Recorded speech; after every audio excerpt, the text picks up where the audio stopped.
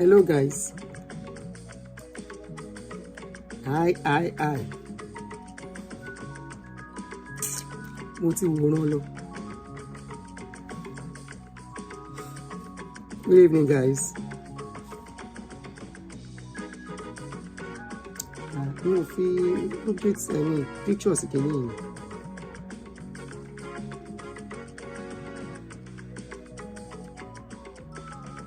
Olúbáre, a dose of Elizabeth, Aunty Bola, Ọmọláyọ̀ Dúrótoyè, Chief Fine Babe, Ṣeun Hey, Ọmọ Nímọ́tà, Murphy, Chief Touch Wealth, Adéwùmí Adépọ̀jù, Michael Abiodun, mo kí gbogbo yín o. Ṣàlàáfíà la wà. Greetings guys. Ṣe kìíní. Then refresh. Won't try to share notifications on Facebook me. Alright guys. Ọ̀tọ̀ nìkan tí mo fẹ́ ṣe tẹ́lẹ̀, but I found out that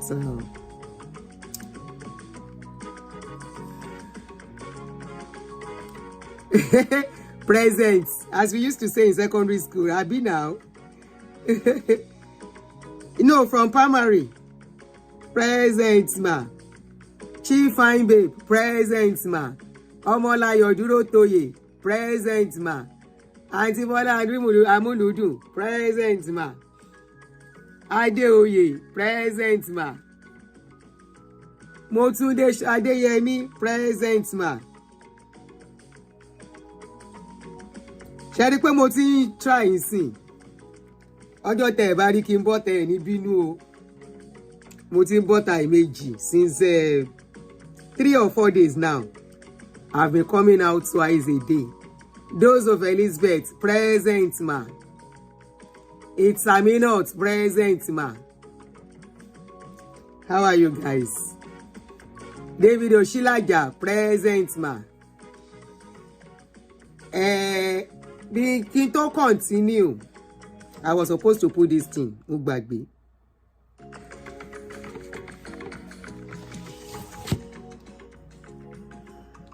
Geronimo, present ma. Rasheedat Elegbede, present ma. Ẹni tó bá fẹ́ máa wo show wa, ẹ wá bá mi lórí YouTube. Mi ò lè wá kú. Wàhálà Facebook yẹn ti pọ̀ jù. Honestly, wàhálà ẹ̀ pọ̀. Tí n bá ń ro tówó ni màá wà ńbẹ̀. But mi ò lè wá kú torí pé mo fẹ́ máa ṣe show. The stress is much and it keeps deleting the video after 1 month. So thank you guys. Welcome. Ẹ bá mi like bẹ̀ ṣe ń wọlé. Ẹ bá wa like.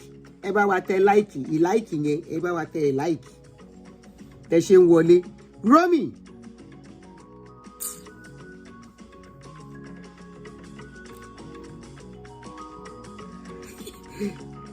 Ojowu. Adébùnmi Adépọ̀jù. You say you are a silent watcher.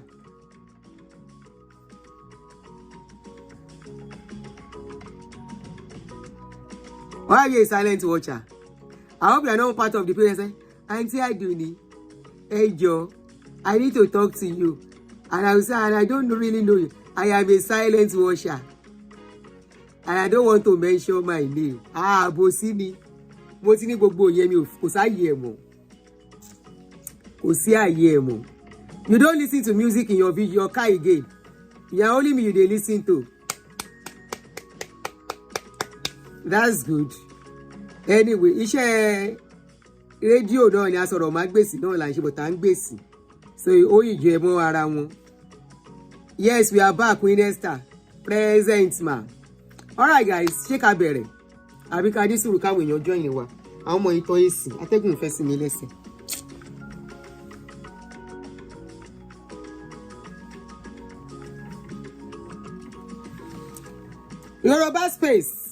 Yoruba Space TV. I am not giving you permission to take my video. I am warning you, don't let me spoil your channel. Yoruba Space TV.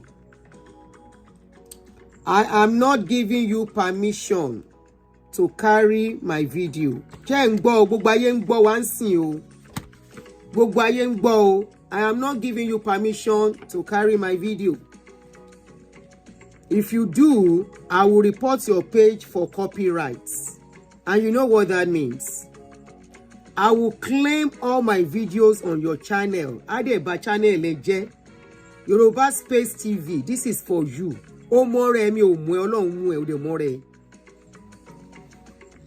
Immediately tí mo ṣe video tí mo ṣe tán lánàá, a dé gbé gbogbo video lódìdí. Ó lè ní ẹnìyẹn. Ó jalè nìyẹn. Why they gbé gbogbo video from the beginning to the end? Why they lo drop ẹ sí page? Who does that? Temitope báwo ni ọkọ mi? Top City, good evening. Why they gbé gbogbo video yẹn ní odidi? Ó try yo. As long as that yesterday's video was, that video of yesterday was about 2.5 hours or so, if I'm not mistaken. Who they gbé everything as a whole, who they lo drop as a channel. That's so unfair. Oh, tí fún ní a little bit of time on my own channel. At least, bóyá after 24 hours, oh, tí ṣe yẹn, ó dẹ̀ gbé gbogbo ẹ̀. Sorry, mi kí n gbé gbogbo video èèyàn rí. No, I will never do that. Maybe 1 minute clip. Except it's not a video of a... Oh, mi ò tiẹ̀ lè gbé video content creator. I don't do that. That's not fair. That is infringing on somebody's rights. Not only infringing on somebody's rights, you are taking credits and being paid for somebody's sweat. It's unfair. Yoruba Space TV, don't take my videos anymore. I'm telling you. Don't take comments on the channel. You ignored, like you didn't see it. Do not take my video anymore. I am telling you, you are watching me. For you to do what you did yesterday, it shows you are part of the person watching me on this channel. Because immediately I finished that video, bam, Otigbe, mo dẹ̀ rí notification. Intellectual theft, thank you very much. Má yẹ kí n ba channel ẹ jẹ́ o. Má yẹ kí n ba channel ẹ jẹ́. Ìwọ náà gbójú jáde kó máa sọ̀rọ̀ o. Ṣọ́rọ̀ mi yé ẹ. Gbé ojú jáde. Má yẹ kí n report ẹ fún YouTube o. Má report ẹ fún YouTube and it's going to spoil your channel. Because ó dàbí pé you don't know that live stream, you are not allowed to carry people's live streaming at all. Live streaming automatically is a copyrighted video, even without that person. Tí bá wá lọ fẹjọ́ ẹ̀sùn fún YouTube, it's going to spoil your channel. Òun ló gbọ́ yẹn.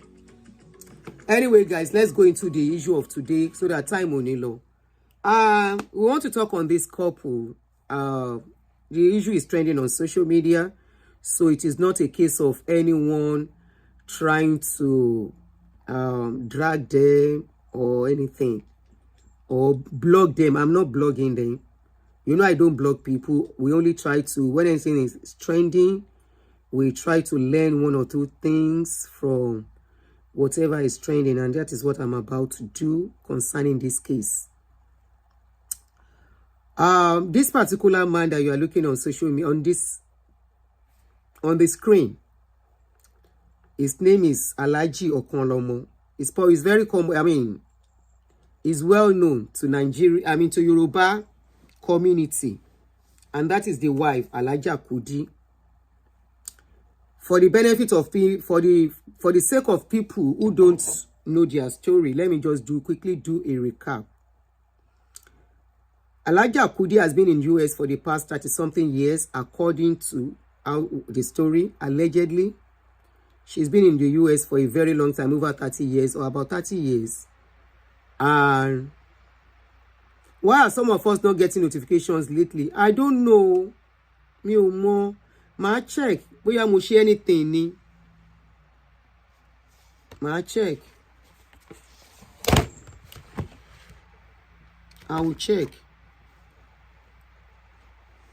So, the man came into US, I think about 5-6 years ago, less than 10 years ago anyway. And he came in with a wife and his 4 children, including a little baby.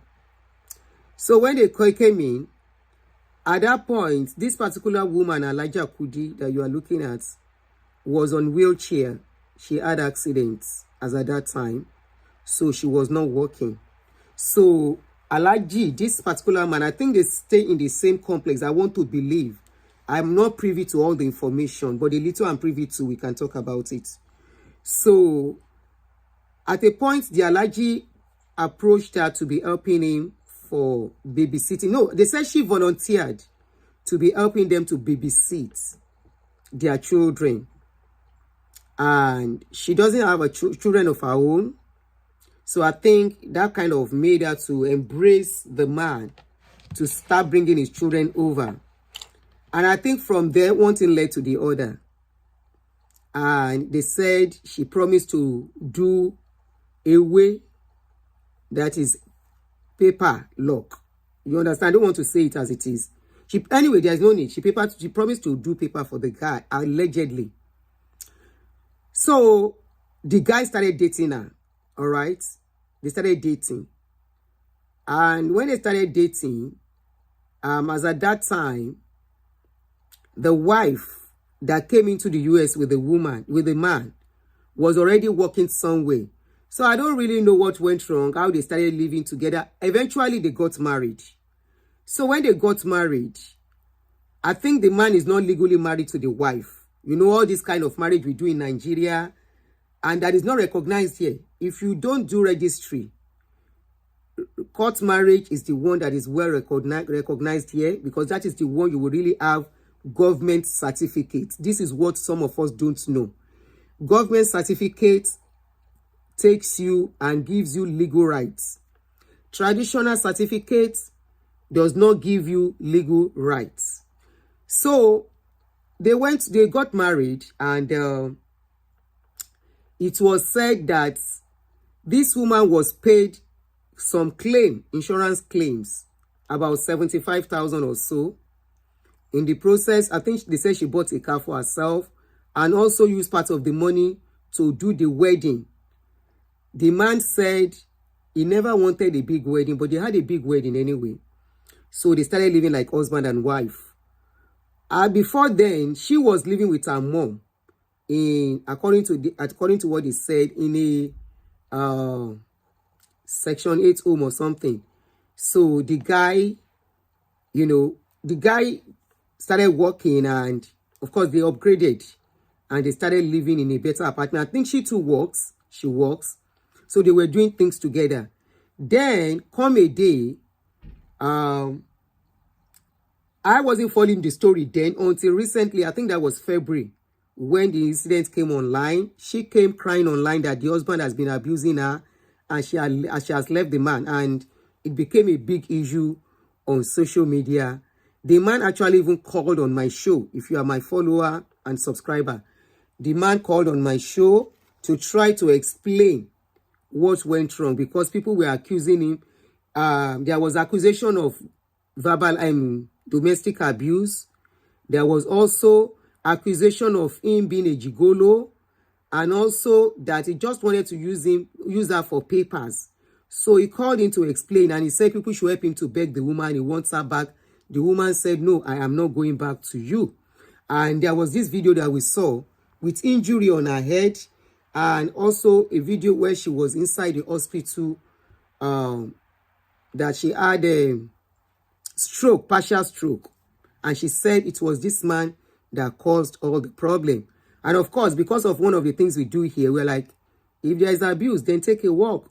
So I think the woman took a walk, but there has been so many kí ló ń porúkọ ẹ̀, back and forth, blogging of each other on social media. Now, when there is a very vital video I'm going to play for us now. This was when they got married, the man took all the children from their mother and brought them into his house, and she became the mother of those children. She started taking care of those children. And of course, the man says somebody they help and take care of his children. But there was a particular video that surfaced online that caused ruckus then. I'm going to play that video now. That video was when they went to collect that woman's youngest baby, and the woman refused. So let me play. So I'm going to warn you ahead. The video is kind of emotional. So let me warn you ahead as you listen to the video. I'm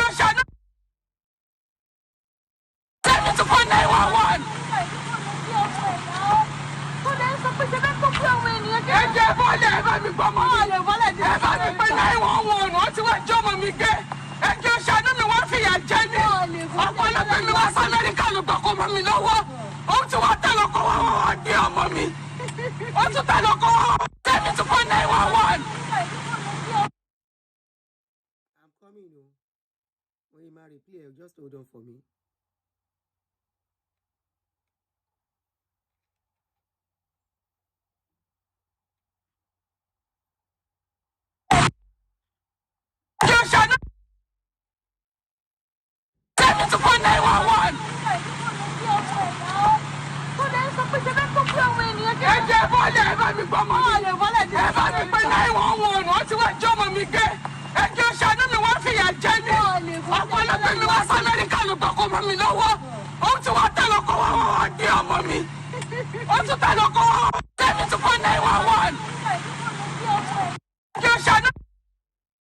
So that particular video, that woman screaming there was the ex-wife of the man, screaming that she needs help. They should call 911 for her because they've come to pick her children. They want to take all her children away from her, but she doesn't want to leave the younger one.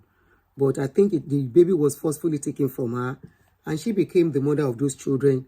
And, you know, taunting the woman every time on social media, she and the husband. The pictures and videos are all there. The man always celebrating this woman, this particular woman you are looking at, Elijah Kudi. So as time went by, of course, they have issues now.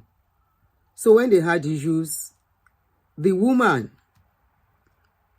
because the children are with the man, if you follow the story, I think we did it up to that point before I stopped talking about it. They went to court.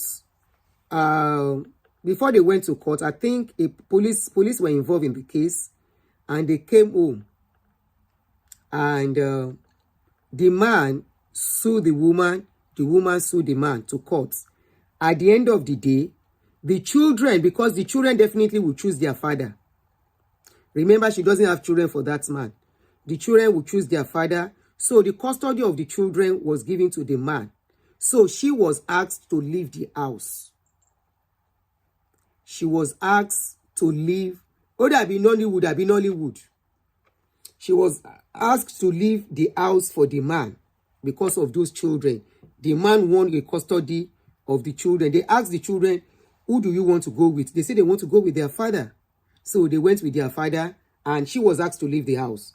So when they asked her to leave, she went to pack her stuff in the house. I saw the video. I was supposed to put the video. I don't know how I forgot. Let me see if I can still see. I forgot. It was supposed to be on the screen here, but I forgot. I thought I had it there. So she left the house. They asked her to pack her stuff. And you need to see when she wanted custody of her husband's children. Abi now, ibi tó ti ṣe mistake nìyẹn. Wọ́n ò lè fún custody. The children cannot choose her over their father. Baba wọn ò fìyà jẹ wọ́n. They love their father. And if you see the man, you know pé abiyamọ ọkùnrin ni. It might be a bad husband though, because they said this is the third wife. So that means he has a problem with women. But like I always say something, that a bad husband does not mean a bad wife. bad father. Just like a bad wife does not translate to a bad mother. Okay? So we should not get it twisted. So she wanted to go, of course, they can't give her the children. They gave the man the children, the custody. So she was asked to leave the house. So when she went to pack her stuff, she left the house. And I think she's been dealing with issues since then. Remember, she had health issues. And, she just carried on. But I've been seeing both of them coming for each other on internet, blah, blah. That will not concern me. Now, we now saw a video 5 days ago that came on social media where this woman now went, when she went to UK, to the house here in America, they didn't allow her to pack most of the things she's supposed to pack. So you could see the things she packed. Police were even standing, watching her packing all these things. Meanwhile, don't forget, she did papers for the man already. The man already has his green card. The only thing left is his citizenship, which very likely he has even most likely applied for. I think he tried to apply. They were supposed to go for interview. The woman refused to, so that date was cancelled. And if you follow that story, I said the man already went ahead of this woman while she was in love, thinking the man already has people advising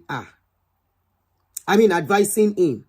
So when he called in, the man said his own paper cannot get spoiled, even if she doesn't want to marry him again. That this one that people are saying is because of paper, is because of paper. That he has his paper already, he travels around. If he doesn't have paper, will he go to Nigeria? At that point, I know the case is the paper is a done deal thing. Number one, the man was quick to go to court. The children were the one that filed against this woman, not even the man. So the man has a very good lawyer or people advising him on how to go about it. So it was one of the children that wrote against this woman and that stood against her as a witness in court. And they said that was one of the reasons why they were giving the custody. The man was giving custody of the man. Of the children. These are children she's been taken care of. If you see their video, I forgot I was supposed to put all those videos. I don't know how I forgot to. I thought I put it, but I can't see it here. Kosimbi. Yeah. Mi ò fi sí. Mi ò rántí fi sí. So apparently the man is smarter. So the man told her, look, no matter what you try to do. So he has gone ahead while they were probably having issues here and the other. And there was a time the man said she's been threatening him about that paper. So but when it comes to issue of men,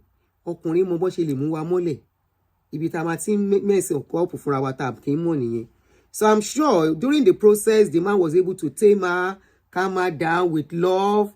Because if you see, he's always celebrating her every time. So, making her, Anyikemi, Ajikemi, Kinikomi, no, there's no one like you. Igbada Igbodo. But when the thing now scatter, in fact, when I started seeing the video, I'm like, oh. So, all this love, it don't finish with that. Because as it is, they are fighting dirty now. As in very, very dirty. When you are talking about fighting dirty, they are fighting dirty. And that dirty is not even inside now. It is even on social media. So this man, when the woman was to go and pack her stuff, ó mà dùn mí pé mi ò rí ẹ jẹ́ kí n wò bóyá mo lè rí fídíò yẹn. Màá kàn rọra fi hàn yín láti bí.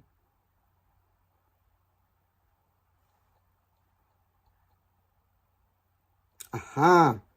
So this was when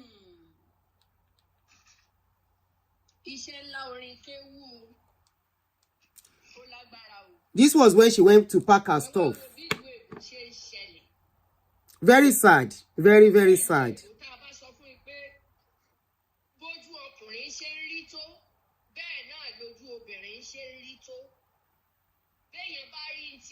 ṣe yìí gan pàpà kò ní fẹ́ fẹ́yàwó ń lu èbú yóò jẹ́ wọn bá àyà tó ní jẹ tó sì kọjá lé Ọlọ́run wàláì Kúdí kì í ṣe pé ní jẹ́ ká pati pé o bú mi o ṣépè fún mi kankan jẹ́ ká pati. Yeah, she's been in America for decades, about 3 decades. Wọ́n gbogbo jàgàjàgà tó ń kó kiri.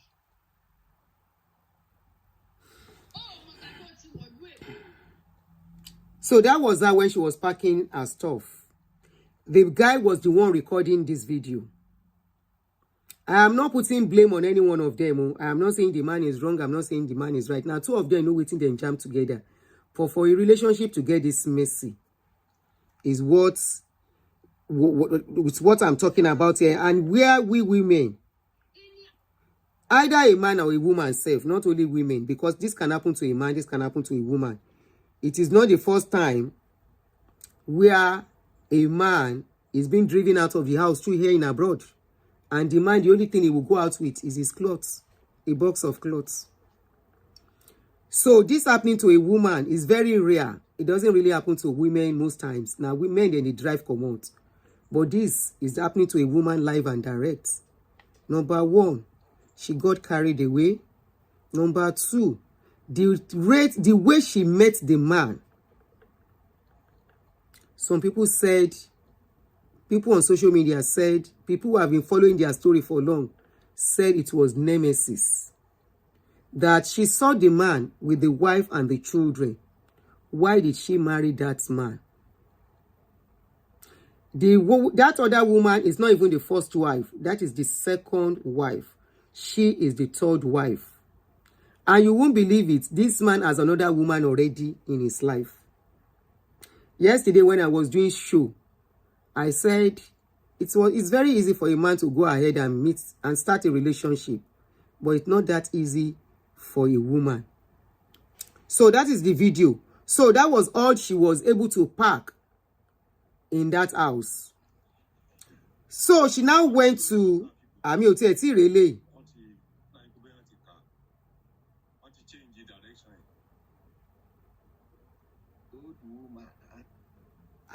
So she now went to Nigeria.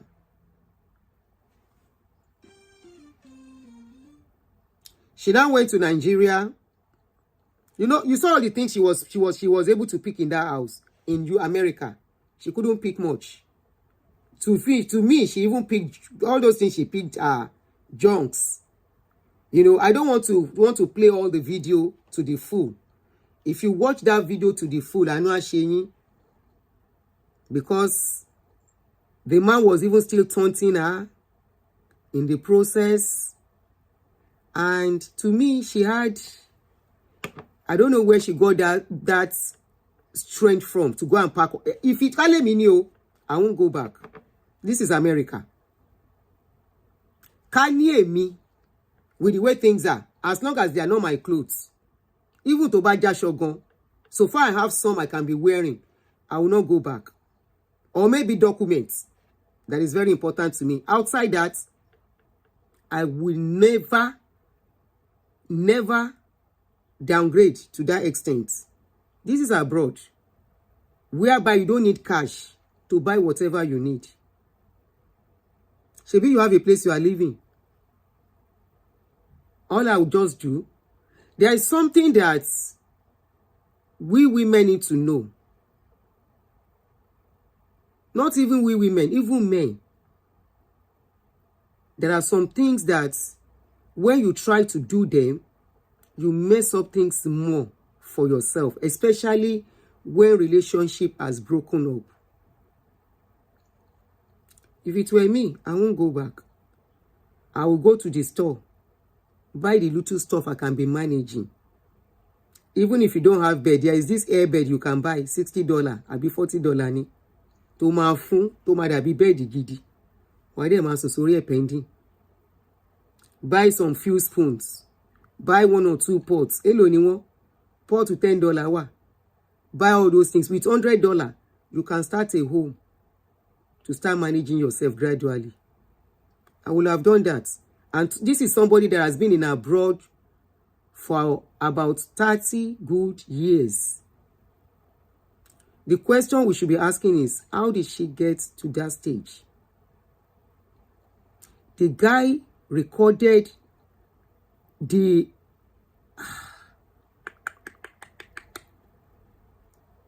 moment that was not supposed to be recorded.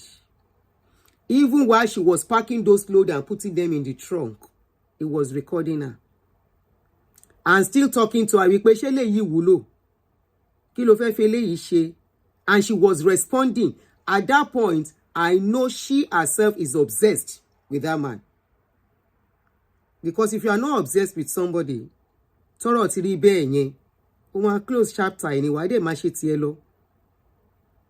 Now, she's accusing the man of collecting money from her. The man said he never collected. They brought it on social media that he never collected money from him. From her. We women, we do too much when in love. The man said what happened was that when they started dating, that she was even the one that said she would do papers for him. And of course, before they can do that, they have to be married. So they got married. And when they were to marry, the man said he doesn't want a big marriage. He just wanted a small marriage. Because he doesn't have that money to spend. But she wanted a big marriage. So she spent all the insurance money, part of the insurance money to do party, $75,000. Owó tó yẹ kí sister mi fi ra ilé. Owó tó yẹ kí sister mi fi ra ilé tí ò bá tiẹ̀ gbé bẹ́ẹ̀ as investment. But wọ́n fi ṣe wedding. The man said it was for wedding and she bought a car from that money. Ta là ń pẹ́pẹ́, ta là ń impress. Ọ̀rọ̀ ọkọ níní ó ti wá dàbí ẹni tó win ní jackpot láàrin wa that can scatter at any time. We forget ourselves and we lose ourselves. So the man said he never collected a dime from her, that she was the one that used the money for wedding. The guy said he was the one that brought her father from Nigeria and paid for that ticket. That he said that is the only thing he can afford and the clothes they were going to wear. The man said she was the one that said, I will do your paper and still spend money for the wedding. At the end of the day, at the end of the day, she was kind of left, 75 grand. Owo gidi.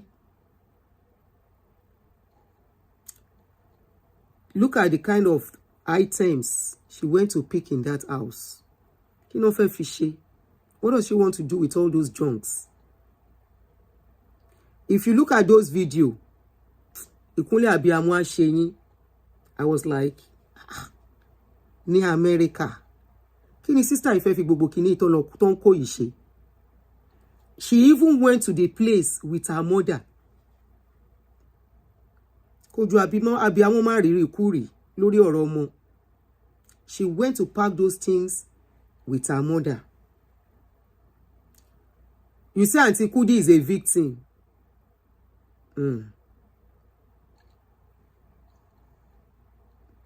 Ṣé torí kò rọ́mọ bí?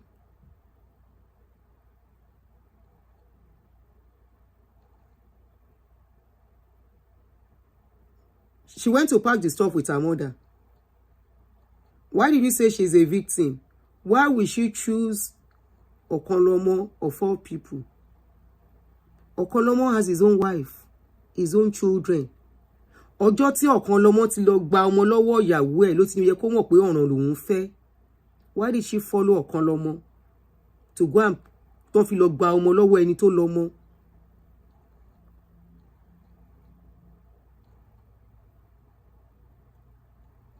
Àtọjọ́ táláyé ti dáyé, if you leave your head for a man, wọ́n á bẹ́ẹ̀ fa. Or for woman being generally, let me not even say man, both man and woman. Some people are just users. Olubusola, thank you. Some people victimize themselves. Is she really a victim in this case? Or whatever happened, boomerang. Is she really a victim? Anyway, as the story goes, after all the wahala in US, she still did not let go. She went to Nigeria. And that Nigeria will one day Messier pass to go and pack the stuffs in their house.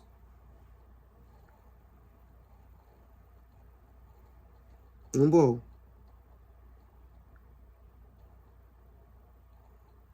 It's a really much really. Okay. Number.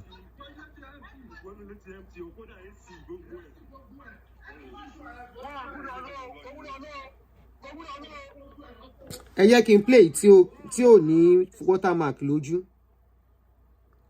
Number.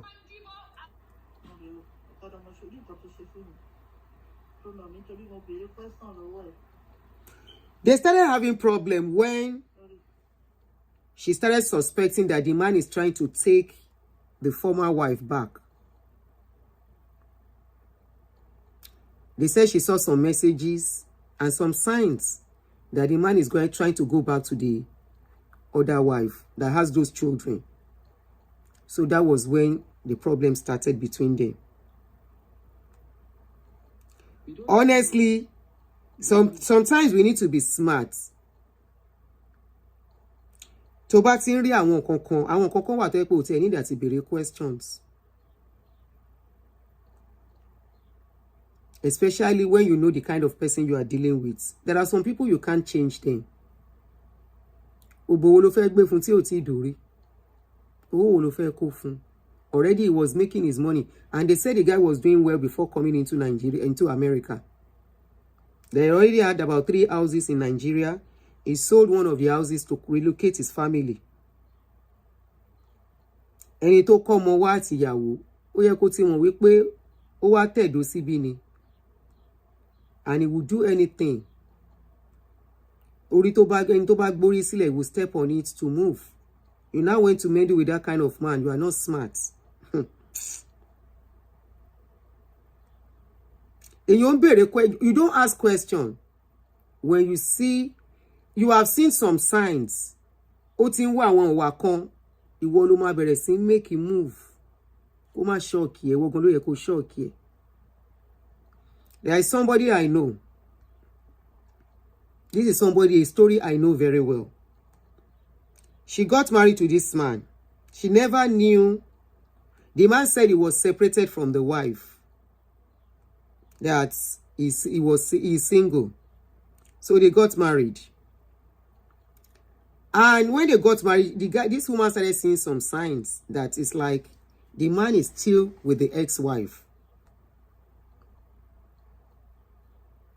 The woman lives here in abroad here. The guy lives in abroad too, but in another country. But it be like saying paper for that country don't spoil. So the man is finding a way to carry the family to America. So he got married to this woman. And in the process of visiting, the woman saw some signs. Instead of fighting, she no fights. She tidied up all she needed to tidy up. Get every evidences she needed. Play with the man. The man don't know say anything they share. Left the place. Came back to her base. Immediately she got to her base. She just called the guy. She said, I have some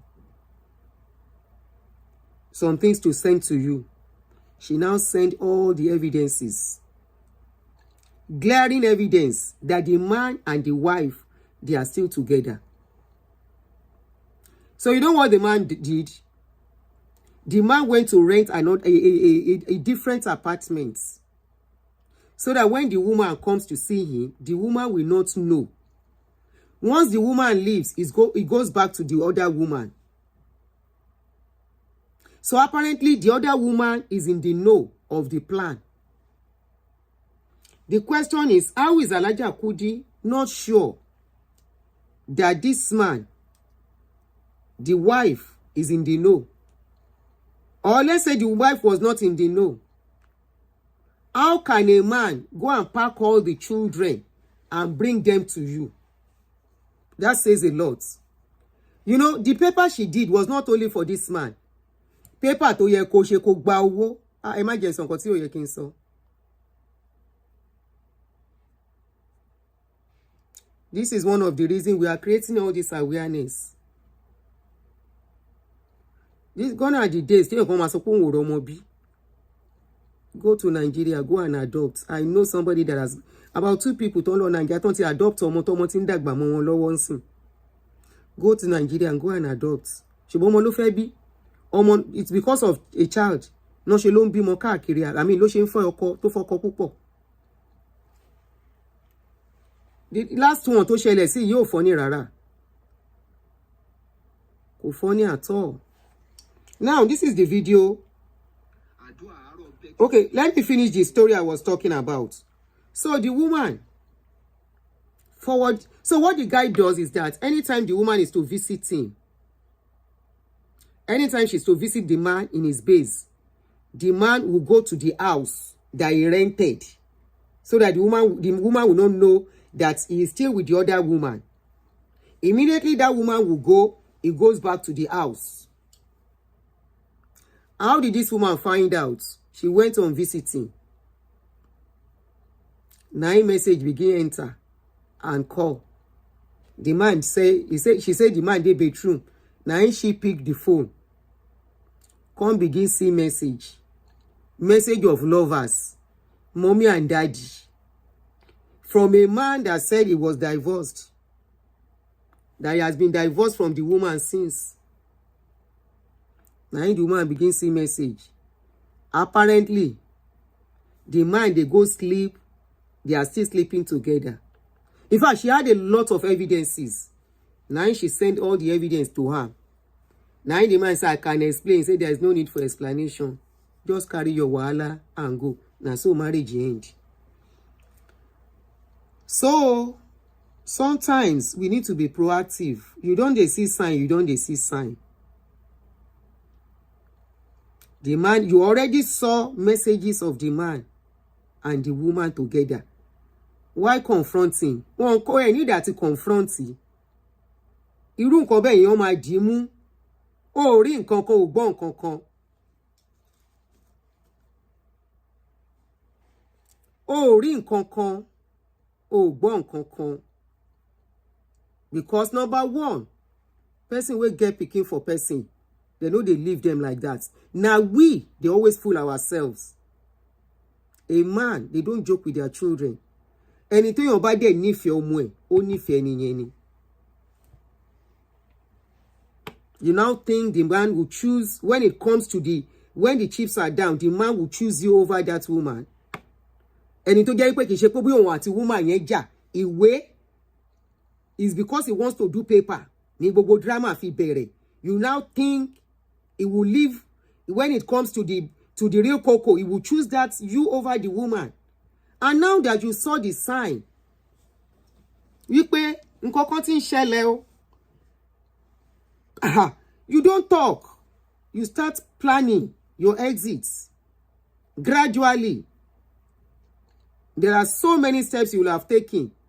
Tó ń gbọ́ àmọ́ pé nǹkan á fi òun dáadáa. My own slogan is, if you come into my life to destroy me, I find out.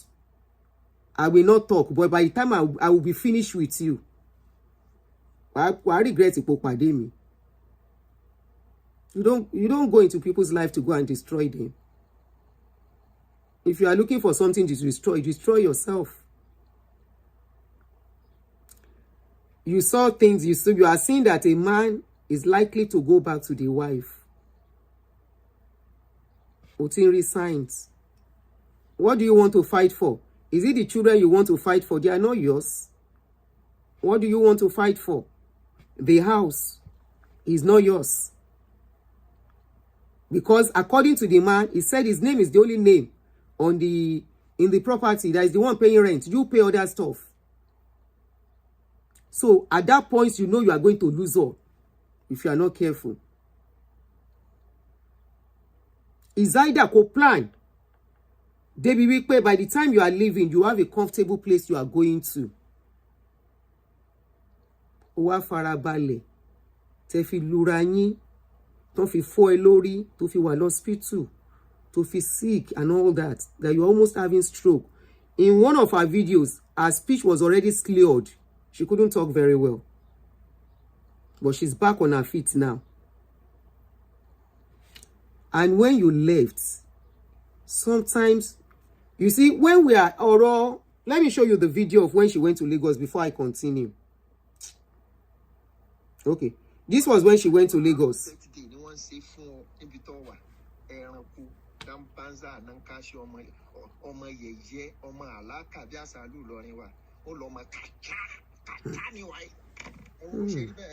31st of May. 31st of May. Teki kuti o ma se lawo ko mo jijo eleya re bi se mo jo yen na ko wa jijo eleya jo asada pe oro ni peyin kanta lo sun wallahi inú sẹ́ẹ̀lì ni Kudi sùn wọ́n jù torí ẹ̀sùn tó ṣe kò í ṣe ẹ̀sùn ẹ̀yìn kántà kò í ṣe ẹ̀sùn ẹ̀yìn kántà ló ṣe ẹ̀sùn ẹ̀yìn sẹ́ẹ̀lì ó lọ sun oorun ńlá nínú ilé ńlá ni. She was locked up. Gbogbo aburú ẹ̀dá yóò máa tẹ̀lé ẹ̀dá. I think she was locked for about 2 days or so. Ọ̀tá yìí gbà tó jòkó ara ẹ jẹ́ tó ń fẹ́ láfẹ́ làlà tó wá di pé ọ wá di ọ̀rọ̀ kákò wá bá ọ ọ̀rọ̀ kákò bá ọ bó ṣe máa ń bá ọkùn tọkùn bí máa kákò. Inú sẹ́ẹ̀lì láìkẹ́ sùn mọ́jú lé ní 31st of May tó jọjọ́ òbí rẹ̀ ọ̀ ní gbàgbé ọjọ́ òní láíláí bí Yorùbá ti mọ sọ pé obìnrin ò ní gbàgbé ọkùnrin tó jábàálẹ̀ òun Kudi ò ní gbàgbé ọjọ́ bíi 2025 31st of May pẹ̀lú sẹ́ẹ̀lì. So that video is a bit long. Let me just quickly recap what happened in that video. She went to Nigeria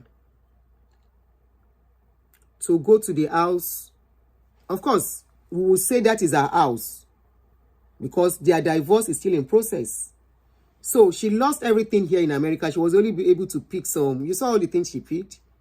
At that point, I would have said, going to Lagos to pick what again? Maybe your clothes. You can say you need to pick your clothes. You should arrange.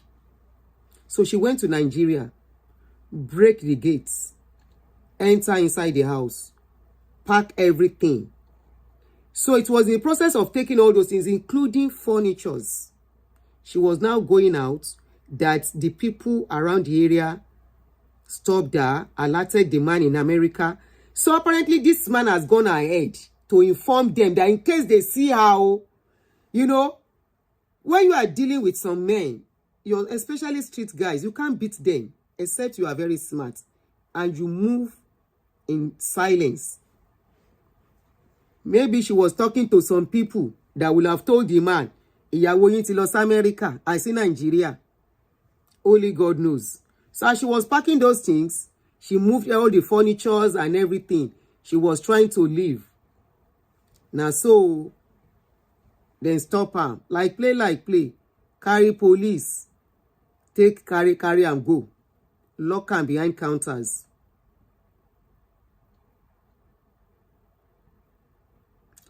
And you want to wonder, where is the love they once shared?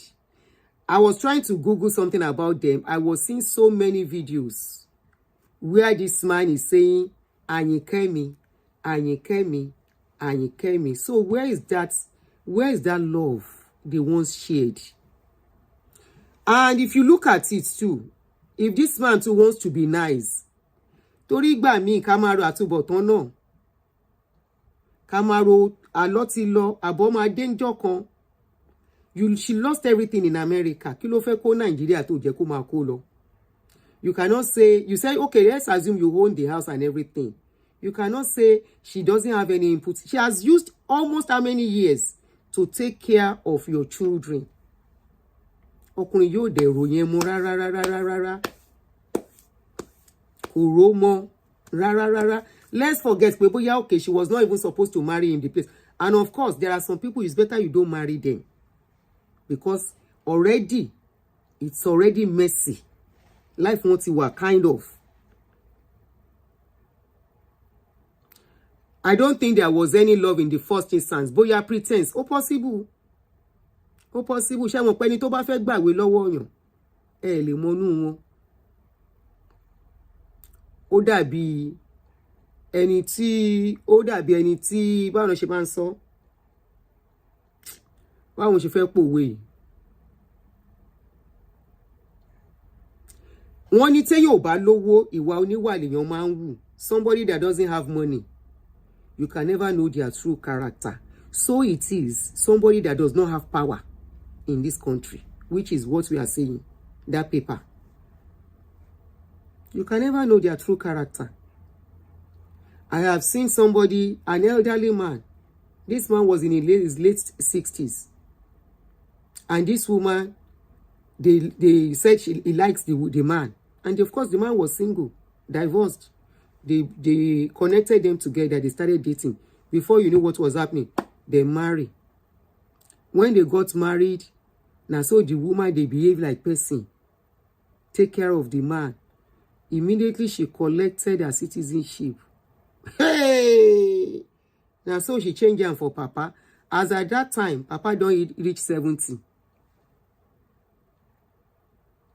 Now so she changed her for Papa. Papa no believe saying that the person wey marry be that. The man lost his house. The house where he don't get before the woman came into America. Because she claimed the house. Now the man then waka go. Say make it waka come out for house. Now the woman then waka. The man. They say make it waka. Immediately the man left. Barely a year after, now the woman sell the property. Relocate to another country. Intentions of people, you can never know it. This is why many people, when they do paper, immediately paper finish, husband and wife, they know they pay before then they break up. Because most times, intentions are not pure. And I'm glad for our children of today's. The younger adults, they are not doing paper for anybody. I know so many young ladies now, even men, when if say they are anybody they are with, the next thing they are asking, do you have your papers? If you don't have your paper, go take your own money, do them. They are now being very careful.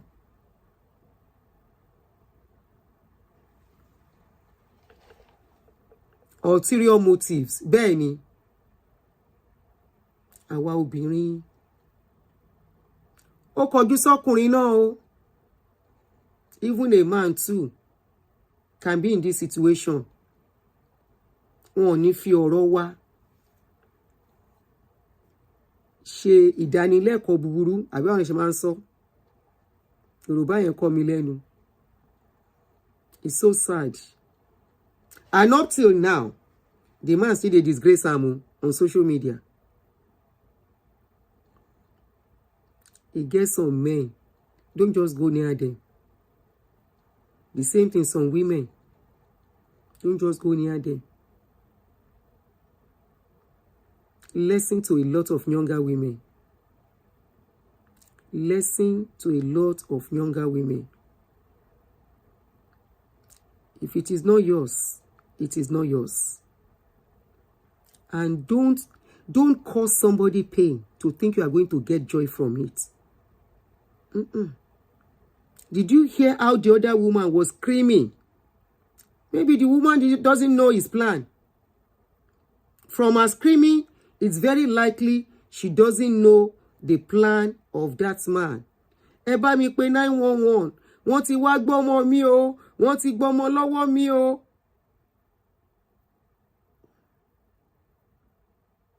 Ẹ bá mi pè 911. Wọ́n fẹ́ gbá, wọ́n tún fẹ́ gbẹ́yọ kan yòókù lọ́wọ́ mi. Ó dẹ̀ wá ń bẹ̀ ó ń rẹ́rìn-ín. Azobìnrin. Ó wá ń bẹ̀. Ó tún ń rẹ́rìn-ín bí woman yẹn ṣe ń sunkún obìnrin ẹgbẹ́ ẹ. I always look at people who fight, who fight somebody's ex. Wọ́n máa bá wọn bàjà. How is that your business, for crying out loud? Èèyàn àti ex ẹ fira wọn lẹ̀. Were you there when they started? Do you know the deep things tó wà láàrin wọn tó fi jà tó fi máa bá wọn tó máa gbè lẹ́yìn ọkọ àbò fẹ́ gbè lẹ́yìn ìyàwó? Àwọn náà jọ pàdé ara wọn kán jọ yọjú ara wọn. Ìwọ máa ta kété ni. How much less in a case whereby children are involved and you put your head into it so deep? Ọlọ́run má dojú tì wá. Ta wá lójú ń tì báyìí torí Ọlọ́run. Ta lójú ń tì báyìí? Ọlọ́run má jẹ́ ká fọwọ́ ara wa ṣera wa. Lórí ipa fẹ́ ní ọkọ.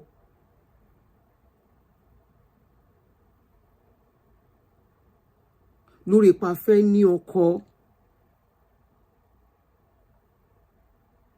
Ta lójú wá ń tì báyìí? That other woman called into one of the bloggers show during that saga. Tí woman yẹn ń ṣàlàyé bọ́rọ̀ yẹn ṣe wáyé. Pé torí àwọn ọmọ kò yẹ kóun tẹ̀lé bó torí àwọn ọmọ lòun ṣe tẹ̀lé pé because even from Nigeria the man dey beat am. He say but because of him children he follow am come. And as they reach where she was working, they even call immigration to send the woman back to Nigeria. Ẹ jẹ́ kí n play ẹ̀ ká fi rán wa létí àwọn for people who don't know. Wọ́n pe immigration sí.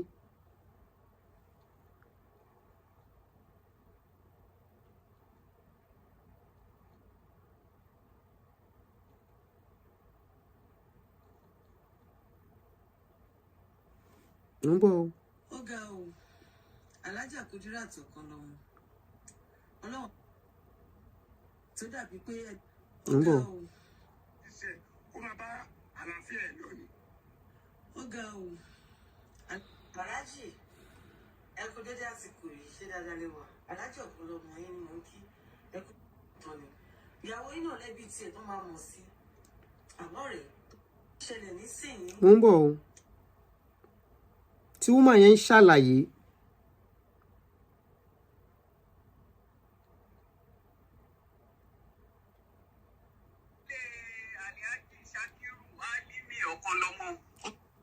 Ó ga o. Mo ló tún sá lọ. Ó ga o. Ṣẹlẹ̀ nísìnyí. Ṣé bó tán? Tí mo sọ lẹ́nu. Ìyálé Àlíájì Ṣakiru Álímì ọkàn. Ó ga o. Kí ló dé? Ó ṣẹlẹ̀ ní. Tí mo sọ lẹ́nu. Ìyálé Àlíájì Ṣakiru Álímì Okanlomo. Ó dà ẹ ṣé mà ẹ ṣé tẹpẹ wọlé mà. Mo kí gbogbo abiyamọ ayé tó ń wò wá. Ojú òní ti gbogbo wa àní fojú sunkún ọmọ ànígbègbè ilé ẹ̀kọ́. Nǹkan tó ṣẹlẹ̀ ni pé gbogbo abiyamọ ayé ẹ gbà mí o. Nígbà tí a wà ní Nàìjíríà, odidi ọdún 10 ni mo fi gbé pẹ̀lú Aláàjì Ṣakiru Okanlomo. Bọ́lá làwọn èèyàn mọ̀ mí sí ní Nàìjíríà, Alájà Bọ́lá. Àjẹgbà ìjọ Shehu Suleiman Farouk oníkíjìpá lájọ wà nínú ẹ̀ l'Abẹ́òkúta. Ìgbà tí mo jẹ̀ dénú ilé ẹ̀, mo bá ìyálé. Wàhálà àti ìdààmú náà nìyálé mi fi lọ. Ó dẹ̀ gba àwọn ọmọbìnrin 2 lọ́wọ́ ìyálé mi. Ó gbà wọ́n fún mi. Mo dẹ̀ tọ́ àwọn ọmọ yẹn fódidi ọdún 10. Ọmọ 2 tiẹ̀ làwọn yẹn. Láì ní wàhálà nínú. Ọ̀pọ̀ ìgbà l'Aláàjì Okanlomo máa fèmí àtàwọn ọmọ yìí sínú ilé ló máa bóbìnrin lọ. Ọ̀pọ̀ ìgbà ló máa gbóbìnrin wá sunú ilé. Irú ọkùnrin bẹ́ẹ̀ ló wá lọ ń gbèjà. Àwọn ọ̀rọ̀ yìí àwọn fámìlì mọ̀ sí gbogbo ìyà tó fi ń jẹ mí. Kò sí jíjẹ, kò sí mímu mi ìráṣọ wọ̀ mi ìrí nǹkan kan wọ̀. Ìgbà t'Ọlọ́run dẹ̀ máa ṣe tí mo fẹ́ ọ̀nà là fún. Ó dẹ̀ bẹ̀rẹ̀ iṣẹ́ ilẹ̀. Gbogbo abiyamọ ẹ dákun ẹ gbà mí. Ó bẹ̀rẹ̀ iṣẹ́ ilẹ̀. Nínú iṣẹ́ ilẹ̀ yìí, wàhálà máa ń pọ̀ níbẹ̀. Bí kọ́talẹ̀ kan fẹ́yàn 2, bí kọ́talẹ̀ kan fẹ́yàn 5. Okay, Idris. Okay. You say wow, really? Ṣebí you say somebody was a victim. Ṣá máa gbọ́ lọ. Táwọn ọlọ́pàá bá dé, èmi ni wọ́n máa gbé. Aláàjì Álímì Okanlomo ò kàwé. Èmi ni mo máa lọ ṣojúṣe ní police station. Èmi ni mo máa ń ṣe gbogbo dọ́kúmẹ̀ntì ẹ̀ ni mo máa ń sáyìn. Ẹjọ́ mà ẹ mọ nǹkan tí mo fẹ́ kẹ́ ṣe. Bẹ́ẹ̀ni. Yeah, she was saying this was about how many years ago? Because mi fẹ́ nǹkan pé ọmọ wà láàrin yín. Ẹ jẹ́ ká rọra ṣe. Irú ọkùnrin bẹ́ẹ̀ ló lọ bá ṣe ló wá sùn tẹ́tẹ́rẹ́ ló gbàgbé ara ẹ̀ síbẹ̀. Ló ṣe fún wa ní físà lẹ́mbàsì. Ló sọ fún mi pé Amẹ́ríkà iṣẹ́ tí n bá ti ṣe pátápátá òun lòun máa gbowó ẹ̀ o. Pé because mi ò ní access sí any bank of account kankan l'Amẹ́ríkà pé torí gbogbo owó tóun fi kó wa wá òun láti rí gbogbo owó yẹn. Mo tiẹ̀ kọ́kọ́ yarí mo ní ìgbà tí mo wà pẹ̀lú ẹ̀ for 10 years kí ni gain mi Amẹ́ríkà tó fẹ́ mú mi lọ yìí tí n bá dọ̀hùn jẹ́ kó jẹ́ àjẹmọ́nú fáwọn fámìlì tèmi náà. Ó dẹ̀ sọ fún mi mo yarí mo ní mi ò gbà. Ó pe àwọn fámìlì tiẹ̀ ó pe àwọn fámìlì tèmi pé nǹkan tóun ń sọ yẹn àfi kí n gbà mo lókè mi ìwà sí Amẹ́ríkà pé kó fi mí sílẹ̀ kó máa kó àwọn ọmọ ẹ̀ lọ. Yes, second wife. This is the second wife that came into US.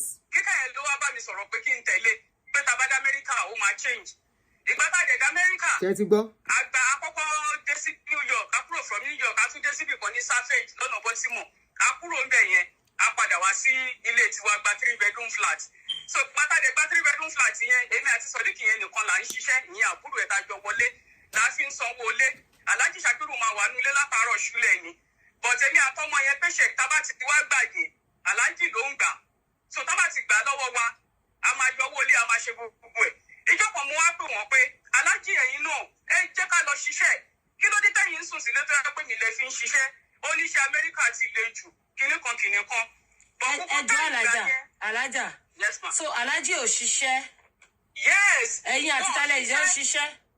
Èmi àti Sọ̀díkì àbúrò ẹ̀ lájọ ń ṣiṣẹ́. So owó iṣẹ́ tẹ́ bá kó wá. Bẹ́ẹ̀ ni mà, ọ̀rọ̀ yóò ṣókùnkùn sáwọn èèyàn ní Maryland. So Kí ló dé tán fi ṣiṣẹ́? Mi wọ́n ní iṣẹ́ Amẹ́ríkà ti le jù. Wọ́n ní báwọn ṣe máa ń wá bá táwọn ṣe máa ń lọ táwọn ti ń wá táwọn ti ń lọ tẹ́lẹ̀ yẹn. Pé àwọn ti rí iṣẹ́ Amẹ́ríkà kò le. Pé Kẹ́mi àti Sọ̀díkì yẹn lọ máa ṣiṣẹ́. Pé nu iṣẹ́ táwa bá ṣe làwọn máa mú owó ẹ̀ làwọn máa fi ra mọ́tò làwọn máa fi wa Uber. So èmi àti Sọ̀díkì yẹn bá bẹ̀rẹ̀ iṣẹ́. Aṣáàdọ̀rí màá ṣiṣẹ́ òtútù. Màá ṣiṣẹ́ tí ò lòtútù. Aṣáàkówó yẹn jọ. But to cut the story short, nígbà kan wọ́n wá pè mí pé ìkọ̀kan fẹ́ ṣẹlẹ̀ o èmi àti àwọn ọmọ o kájọ máa jà wọ́n á máa rìkọ́ọ̀dù wa mo rò pé gbogbo ọmọ aráyé ló ń gbọ́ mi wọ́n á ní kó máa jà wọ́n á máa rìkọ́ọ̀dù wa so ìgbà míì wọ́n lè ní kí n fọ́ aṣọ mọ́ àwọn lọ́rùn ìgbà míì wọ́n lè ní kí àkọ́bí àwọn yẹn kó máa bú mi kó máa kòṣe sí mi. Ẹ dúró náà wà lájà ẹ jọ gbogbo yín tẹ́ wà lórí ètò Idris ẹjọ́ ṣe ṣe ha kókó wow. dáadáa yìí sọ dáadáa. Bẹ́ẹ̀ni. Ẹ túbẹ̀ yẹn sọ Idris Alhaji ní sọ wow. fún yín pé ẹ máa gbọ́ gbogbo lé. Wọ́n ní kí èmi ìgbà míì ó máa gbé fóònù sílẹ̀ á ní kí èmi àti àwọn ọmọ kájọ máa jà. Wípé tí òun bá ti rí ìyàwó tó fẹ́ ṣèwé fóun òun lòun máa play fún. Pé ẹnìyàn á lè tètè ṣèwé fóun á lè fi fẹ́fọ̀ òun láti lè tètè ríwèé ṣe. So meanwhile èmi ò jẹ́ mọ̀ kankan nípa Amẹ́ríkà. Innocent lèmi ìran mi ò délùú ìrí òun náà ló mú mi wọlé síbí. Wọ́n wá ní kẹ́ máa jà káwọn ọmọ Many kẹ́ máa fi people ká mọ mọ́ story sáwọn yìí. àríkọ́dì ẹ̀yin náà wá ń Ìgbà tọ́rọ̀ yẹn ṣẹlẹ̀ February lèmi náà gbọ́ eléyìí. So gbogbo táyì tó wá ń ṣe kinní yẹn mo observe pé kò jẹ́ kí n lo fóònù. But tó bá ti kí mi pé ṣé mo mọ iye owó ta ná wá sí Amẹ́ríkà ṣé mo mọ̀ pé kò sí nǹkan kan mọ́ ta máa dé bá ń lé pẹ̀lú ìfẹ́ tẹ̀mí ní sí wọn gbogbo nǹkan tó bá ní kí n ṣe ni mò ń ṣe. So wọ́n wá gba fóònù lọ́wọ́ mi wọ́n ní mi ì lè lo fóònù. Àṣẹ trap ni wọ́n ń ṣe sílẹ̀ fún mi tẹ́mi ò mọ̀. So aṣáwà ń bá eré àníyàn lọ láti September tá a sì wọlé. Àwa ìgbà tá a máa lọ oṣù kẹta di November adájọ́ àlè a máa ní sílẹ̀ tó jẹ́ ti ṣọ́ọ̀ṣì làmọ́ Farouk oníkíjìpá. Èyí náà ni mo sọ fún wọn yín pé ni mo sọ fún Àléfà Ṣàkírù pé ìjọ àlè a máa ní táwọn control ní Naija. Ẹ sì jẹ́ ká pé ṣọ́ọ̀ṣì làmọ́ Farouk kádájọ́ yẹn lẹ́nu bí pé ká tiẹ̀ gbórúkọ wọn jáde. Alájọ Okanlomo pé àwọn èèyàn dìde ajá ìjọ yẹn sílẹ̀. Ẹ mọ nǹkan tó ṣẹlẹ̀ Alájà ẹ má bínú nípa ọ̀rọ̀ ìjọ yẹn tó bá possible tí ó bá ti affect àwọn tó bá ti consign Àwa kò mọ gbogbo eléyìí. Ẹ má dàrú. A kàn déédéé ń dájọ́ ni. Mo fẹ́ bí ìyàwó yẹn bí mo ṣe mọ ìyàwó yẹn ni mo fẹ́ sọ. Okay, ẹ ṣe understand nǹkan tí mo mean kó má dàbí pé ẹ̀yin implicate wọn. Ó yé ni mà kò lè implicate wọn. So aṣáájá ìjọ yẹn sílẹ̀ àwọn èrò jẹ́ bù wá àwọn èèyàn tiẹ̀ ṣiṣẹ́ takuntakun láì ní nǹkan kan lọ́wọ́ wa àwọn tó fún wa níṣẹ́ àwọn tó ṣe gbogbo ẹ̀ wọ́n ràn wá lọ́wọ́. Ókè ẹ̀yin ganu sí níyà àyìn àwa ò mọ òpè làwa àwọn ò mọ. Àwájájọ yẹn sílẹ̀ Amira Salatu wa gangan àwọn ló jẹ́ ẹ̀gbọ́n fún ìyàwó tí Alájì Okanlomo ṣẹ̀fẹ̀ nísìn. So Amira wa àwọn ló mú Alájà Kúdí ìyàwó yẹn wá sínú Àsàlátù yẹn. Ṣọ́rọ̀ mi ti yé yín. Bọ̀ gbogbo táìmù yẹn Alájà Kúdí yìí ti ní àksidẹ́ǹtì. nígbà náà. ẹ̀yin pọ̀lọ́kọ́ yín yìí wà ń gbà yẹn. Wọ́n dá accident ń gbà yẹn, wọ́n sì wà lórí wheelchair. ẹ̀yin pọ̀lọ́kọ́ yín sì ń fẹ́ra yín gbà yẹn. bẹ́ẹ̀ ni èmi àtọkọ mi sì ń fẹ́ra inú ilé wa láti ń ṣe àsàlátù ń gbà yẹn nínú ilé wa gangan. ó lágbára. so Alájà Kúdí yìí máa wá sínú ìjọ wa nínú àsàlátù tá a dálẹ̀ yẹn. kódà t'Alájà Kúdí bá dé gẹ́gẹ́ bí ìyàwó olórí, èmi ni mo máa ń gbé wọn dìde, èmi ni mo máa ń gbé wọn padà lórí ṣíà torí wọn ò lè dá dìde, wọn ò lè dá jókòó. èmi ni mò ń gbé wọn nọ́nà ìdá pé àwọn méjèèjì ń fẹ́ra wọn. so gbogbo yẹn ń ṣàlọ aṣáǹṣà sàlátù lọ, but àwọn iṣu kan wá kọ́ mọ̀ lórí èmi àtọkọ mi. ìgbà tó ṣèjì kan alájì máa lọ sí patí, wọ́n máa gbóbìnrin lọ, wọ́n máa ṣe gbogbo ẹ̀. mo wá pè wọ́n níjọ́ kan, mo ní mi ò kówó iṣẹ́ mi fún yín mọ́, tí bá fẹ́ raṣọ mi ò ní ráṣọ rà. àwọn ẹ̀gbọ́n mi ń pè mí láti Nàìjíríà, ẹ̀gbọ́n mi kan wà lórí àìsàn, mi ìrówó sẹ́ǹdì sí ẹni yẹn kú ní December 8 last year 2017. mo ní kí ni essence pé mú mi wá sí Amẹ́ríkà, tẹ́ bá fẹ́ ṣoore yìí ẹ ṣe fún mi dáadáa. ó dá mi ò lówó kankan tí mo fẹ́ kó fún yín mọ́. bí wàhálà yìí ṣe bẹ̀rẹ̀ ìyẹn ló jẹ́ lílù lẹ́nìí. gbogbo táìmù yẹn èmi ò ní fóònù lọ́wọ́ láti lè máa fi rìkọ́dù gbogbo nǹkan tó ń ṣẹlẹ̀, but gbogbo ibi tó bá ti hot mi tẹ́mi bá ti fi ìbínú sọ̀rọ̀ àwọn máa rìkọ́ọ̀dù ẹ̀. eléyìí kọ́ ọ̀rọ̀ wa lọ́gbọ́n tá bá ń sunkún ká máa tá bá ń fi ìbínú sọ̀rọ̀ ká máa ṣọ́ra. bẹ́ẹ̀ ni so ibi tí mo ti wá bẹ̀rẹ̀ sí ní ṣépè ibi tí fídíò tẹ́ rí yẹn, ó wá dijọ́ kan ìyẹn dẹ̀ ti ṣẹlẹ̀, ọ̀rọ̀ yìí ti ṣẹlẹ̀ láti bí oṣù mẹ́wàá, kì í ṣe nǹkan tó ṣẹ̀ ṣẹlẹ̀ nísìnyí fídíò yẹn, oṣù kẹwàá rẹ̀ tó ti ṣẹlẹ̀. so to cut the story short, ìyá mi èmi ò mo ṣàtúnṣe wọn sílẹ̀ pẹ̀lú gbogbo wọn máa ń nà mí bọ́yẹn bá mi jà, wọ́n dẹrù mi síta lẹ́ẹ̀kínní, wọ́n dà lẹ́ẹ̀kejì, wọ́n dà lẹ́ẹ̀kẹta. so àwọn èèyàn máa pè láti Nàìjíríà, mo máa pa àwọn èèyàn ní bíbá yìí náà, wọ́n máa bá wa parí ẹ̀, màá tún kẹ́rù yẹn wọlé. wọ́n ṣàǹfẹ́ kí n ṣáà lọ lọ́rùn yàn, so mi ò mọ mission wọn. so ìgbà tó wá di ní ẹlẹ́ẹ̀kẹrin tí wọ́n dẹrù mi síta, mo bá wòó pé kí ni mo fẹ́ ṣe, mi ì ní kó ẹrù yìí. wọ́n kàn bẹ̀rẹ̀ sí ní nà mí lóru ọjọ́ yẹn ni pé ṣẹ̀kì tí mo gbàjà, owó tí mo gbàjà, a fẹ́ sanwó ilé, a fẹ́ oúnjẹ sílé, a fẹ́ ṣígbà, a fẹ́ ṣàgbọ̀n. mo ní mi ò ní mú pé ṣẹ̀kì yẹn fún yín. gbogbo ẹ̀yẹn jẹ́ was December 9 2017. so gbogbo ta wọlé bó ṣe mú mi nà nìyẹn. so gbogbo tí wọ́n wá nà mí débi pé mo wíìkì mi mọ nǹkan tí mo lè ṣe mọ́. bálájí Ọ̀kanlọ́mọ ṣe wọnú yàrá lọ nìyẹn, wọ́n kàn lọ gbé omi kan jáde ni. so bó ṣe bẹ̀rẹ̀ sí ní wọ́n mi yẹn sí mi lára nìyẹn pé lóru eléyìí wọ ọ̀tá ẹ̀ máa kú ní gbogbo abiyamọ ayé, wọn ò nírú ẹ̀ lọ́wọ́ mọ́. so mo wá wò pé irú omi wo lẹ́jà sí mi lára.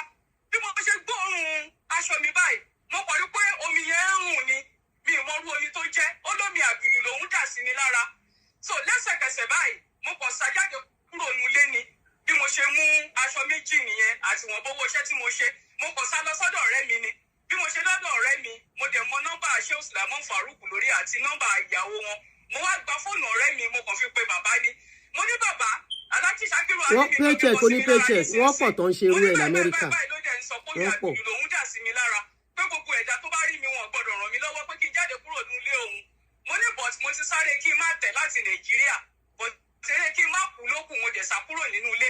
so inú ilé tí mo wá sá kúrò yẹn, mo wá sọ fún Shehu Sulaiman Farouk, mo ní màá ṣì fara sí ọ̀dọ̀ ọ̀rẹ́ mi náà pé torí wàhálà yìí ti sú mi. mo ṣàlò 4 days lọ́dọ̀ ọ̀rẹ́ mi, nínú owó tó wà lọ́wọ́ mi mo ra fóònù. so gbogbo àwọn tó yẹ kí n pè, nọ́mbà wà tí mo kọ sínú dáárì ká tó kó Nàìjà. tìgbà táwa Nàìjíríà náà bó ṣe máa ń sì sí fóònù lọ́wọ́ mi náà nìyẹn. mo mú dáárì yẹn, mo tọ́jú ẹ̀ pamọ́. so ìgbà tí máa kúrò nílé yẹn tó fomi yẹn wọ́n mi lára tó fi lé mi, mo mú dáárì yẹn, mo mú dání. so bí mo yẹ dọ́dọ̀ ọ̀rẹ́ mi, mo ìyẹn sáré bá mi ra fóònù. so mo kàn bẹ̀rẹ̀ sí ní pe àwọn èèyàn ni pé nǹkan báyìí ni Aláàjì Ṣakiru Ọ̀kanlọ́mọ ṣe fún mi. bàbá ṣáà gbàdúrà fún mi. so wọ́n ní kí n má wọrí pé nǹkan kò ní ṣe mí. so mo dẹ̀ wá ń bẹ lọ́dọ̀ rẹ̀ mi fún odidi ọjọ́ 4. so ọjọ́ 4 yẹn ni mo wá lò. so ìyàwó Shehu Sulaiman Farouk ni wọ́n wá pè mí pé Aláàjì Ṣakiru pé àwọn ọmọ mi síkì nílé pé kí n máa lọ sílé ìsìn gbogbo kíbi tí n bá wà.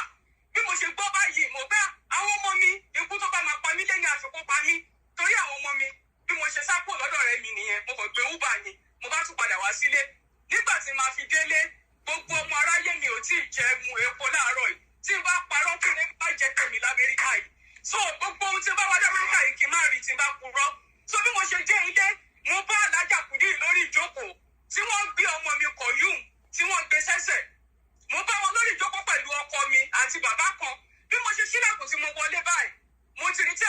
Idris yìí wà ń bí. Idris, are you still here? Kí n fara dàrájà kú nílé ayé mi ni tí bá parọ́ gbogbo ọmọ Nàìjíríà. So bí mo ṣe jílẹ̀kùn báyìí, Alhaji Sakiru ṣe kó gbẹrù mi síta. Mo bá kúnlẹ̀.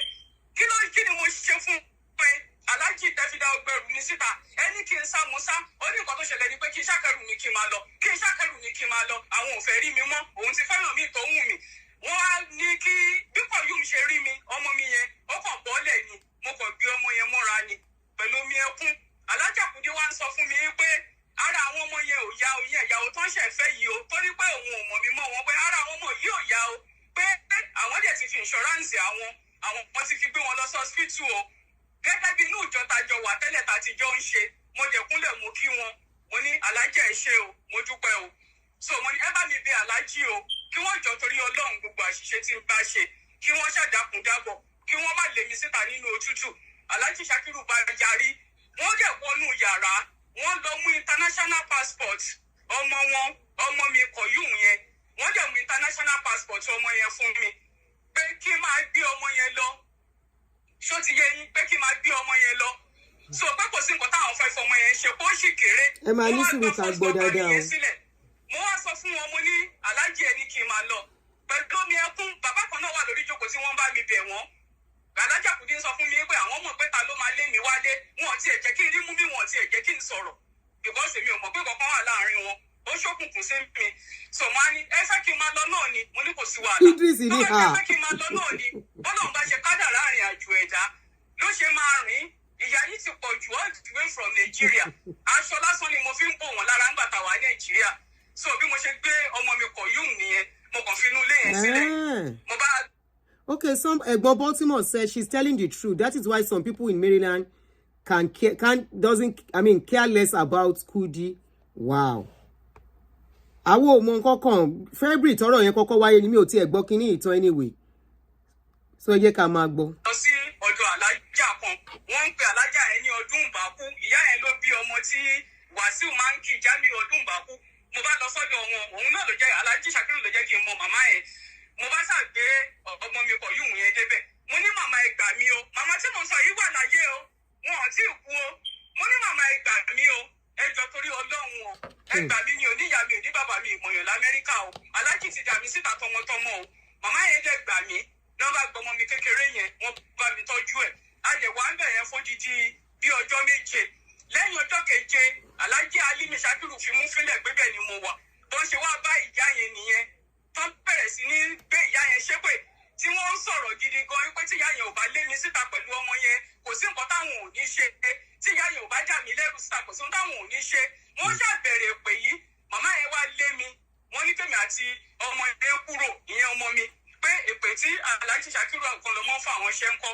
ó ti pọ̀ jù pé àwọn làwọn hábọ̀ mi sínú ilé so bẹ́ẹ̀ mi ṣe pé Koyum nìyẹn mo bá kúrò ńbẹ̀ so bọ́tí tó kúrò nílé wọn ó níbi kan tí mo ti ń ṣiṣẹ́ ní DC bí mo ṣe gbé Koyum àtọmọ mi mo kọ padà lọ sí DC nígbà tí mo débẹ̀ mo wá ń ṣàlàyé fọ́gá mi mo ní ẹjọ́ kò sí nǹkan kan bí nǹkan kan tí mo fẹ́ lọ nǹkan báyìí ló ṣẹlẹ̀ so mo ní ọ̀gá mi wá sọ fún mi pé Alhaji Sakiru Okanlomo ti pe àwọn ọmọ pé tí n bá ti dé bẹ̀ kọ́ mi gbọ́dọ̀ ṣiṣẹ́ ń bẹ̀ mọ́ àwọn òde gbọ́dọ̀ gbà mí mọ́ pé kó fún àwọn ọmọ láìjẹ́ pé kò sí nǹkan tí àwọn lè ṣe wọ́n ṣe júwe mọ́sì kan fún mi ní DC nìyẹn ní Washington DC mo ṣàgbékọ̀ yìí mo gbé lọ síbẹ̀ aṣáàtúndẹ̀ ìjọ mẹ́ta ibẹ̀ ni mo ti wá rí káàkiri nǹkan tó wá kírun ní máa yẹn wá ràn mí lọ́wọ́ ìwé ìgbàlè máa yẹn wá kí ló ṣẹlẹ̀ pẹ̀lú ọmọ àwọn tí rí mi bí mo ṣe ń sùn nínú mọ́sì láti fi jọ mẹ́ta mo ní kọ́ báyìí ló ṣẹlẹ̀ mo ní mo ní pẹ́ṣẹ̀ kan tí mo gbà láti lọ́wọ́ mo lówó díẹ̀ bí bàbá yẹn ṣe gbé mi àtọmọ mi lọ sínú mọ́tò nìyẹn pé ṣé mo sì lówó tí mo lè fi gbalé mo ní mo sọ pé mo ní bá a ṣe lọ sí wọn ní àwọn African tọ̀ kan tó wà pé wọ́n máa ń lìtà àwọn òṣìṣẹ́ tó bá ní ilé bá a ṣe lọ sí African tọ̀ rẹ̀ nìyẹn bí mo ṣáà ṣe rí yàrá kan bẹ́ẹ̀ nìyẹn tó a pé nọ́mbà ní African tọ̀ yẹn báwọn tó fẹ́ lẹ́sìn room house bí mo ṣe rí yàrá kan nìyẹn mo ṣáà gbà so bàbá yẹn ṣáà help mi wọ́n bá mi wá bẹ́ẹ̀dì wọ́n bá mi wá nǹkan tí ọmọ mi ọkùnrin ẹjọ́ alájà ẹjọ́ ẹ má bínú mo fọwọ́ àtọmọdé yín lẹ́nu ẹjọ́ ọmọ Èkó àti gbogbo ẹ̀yin tẹ́ bá wà nínú péjì yìí ẹjọ́ ẹ má bú ẹnì kankan ẹ má bú ọ̀tún ẹ má bú òsì ẹ̀yin kọ́ mo tẹ̀ bá ẹ má bú alájà ẹ má bu alájà Kúdí, ẹ má bu alájà Àríkẹ́ Àbánikẹ́ lórúkọ, ẹ má bu ẹnì kọ̀ọ̀kan, ẹ má bu alájì. Nǹkan tá fẹ́ sọ́ńbì kó ní ká èyí tó bá jẹ́ pé tẹ bá mọ̀ pé ọgbọ́n tán lè dá sí kẹ́ bọ́ tún wí kẹ́ bó sì wí ni. I think that was when they were thinking when they make the amends. nínú àwọn mẹ́tẹ̀ẹ̀ta o, ẹ jọ̀ọ́ ẹ ṣe mú gbọ́. This was after that video ta play yẹn o, after yẹn tó jáde lélẹ́yìí. Maryland is not even 2-0. Èmi àtọmọ ìgbà tí mo wá máa gbalé yẹn Ọlọ́run wá kẹ́ mi ó jẹ́ pé àwọn muslim ẹgbẹ́ mi ló wà ń bẹ̀ mo dénú ilé yẹn náà mo bá grandma kan aṣáájọ wà ń bẹ̀ àjọ bẹ̀rẹ̀ sí ní ṣiṣẹ́ àjọ ń lọ iṣẹ́ olóko torí mi níwèé mi ní nǹkan kan so ìjọ kan ẹni tí mo wá gbalé lọ́wọ́ ẹ̀ ọmọ ìyá yẹn ọkùnrin ni ó wá ń sọ fún mi pé kó òun lọ síbi kan kí n lọ ṣiṣẹ́ wọ́n ń pè bẹ́ẹ̀ ní ọ̀dọ̀ ya Jamal tí gbogbo àwọn àna wọn mi ti sọ tó ibẹ̀ ni mo ti lọ ń gbàgbà ṣe ọkà ni mo ti lọ ń gbàgbà ṣe abọ́ nígbà tí mi ò mọ̀yàn rí bálájọ kan lọmọ ṣe fi mú fílẹ̀ bẹ́ẹ̀ ni mo wà mo tún ń ṣiṣẹ́ bọ́n ṣe bẹ̀rẹ̀ sí ní tracing woman yẹn nìyẹn pé kí woman yẹn ṣàlè mi pé kó ṣàlè mi kúrò níbẹ̀ ìyàwó ẹni yẹn ṣe ń bèrè pé kí ló dé tẹ́lẹ̀ fáwọn ilé ọmọbìnrin yìí ó ń ṣiṣẹ́ àwọn dáadáa kò já wọn lólè wọ́n ṣàlè wọn sí pé kó ṣàlè àwọn èèpẹ̀ tẹpẹtẹpẹ làlájì Ṣàkírù màmá fi pè wọ́n lójoojúmọ́ pé kí wọ́n lé mi so làwọn yẹn náà bá tún ní àwọn ìjẹ́ obìnrin yẹn bá lóhùn kò lè bóhùn ṣiṣẹ́ mọ́ bóhùn fẹ́ wàhálà bí mo ṣe kúrò ní ọ̀dọ̀ bẹ̀yẹn náà nìyẹn lẹ́nu pé iṣẹ́ olóko tí mo mọ àwọn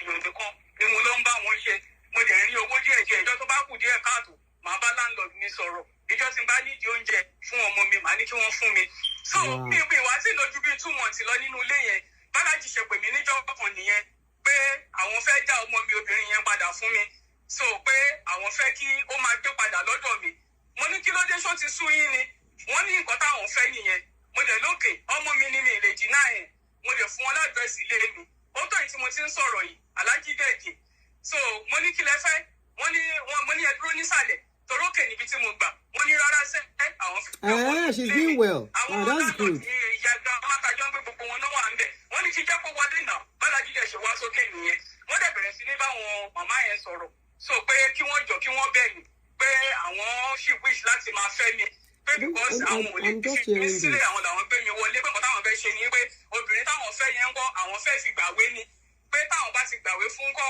lọ́wọ́ ẹ̀ àwọn máa lè dànù ni mo dẹ̀ lókè kí ni wọ́n fẹ́ kí mi ṣe obìnrin yìí wà lórí ìjókòó gbàtẹ́kẹ́rù mi síta ilé ìtìjú lé mi nọ́ọ̀lì kò tẹ́ni tí òun bá Amẹ́ríkà ṣe rí. She had all of this o she had all of this o.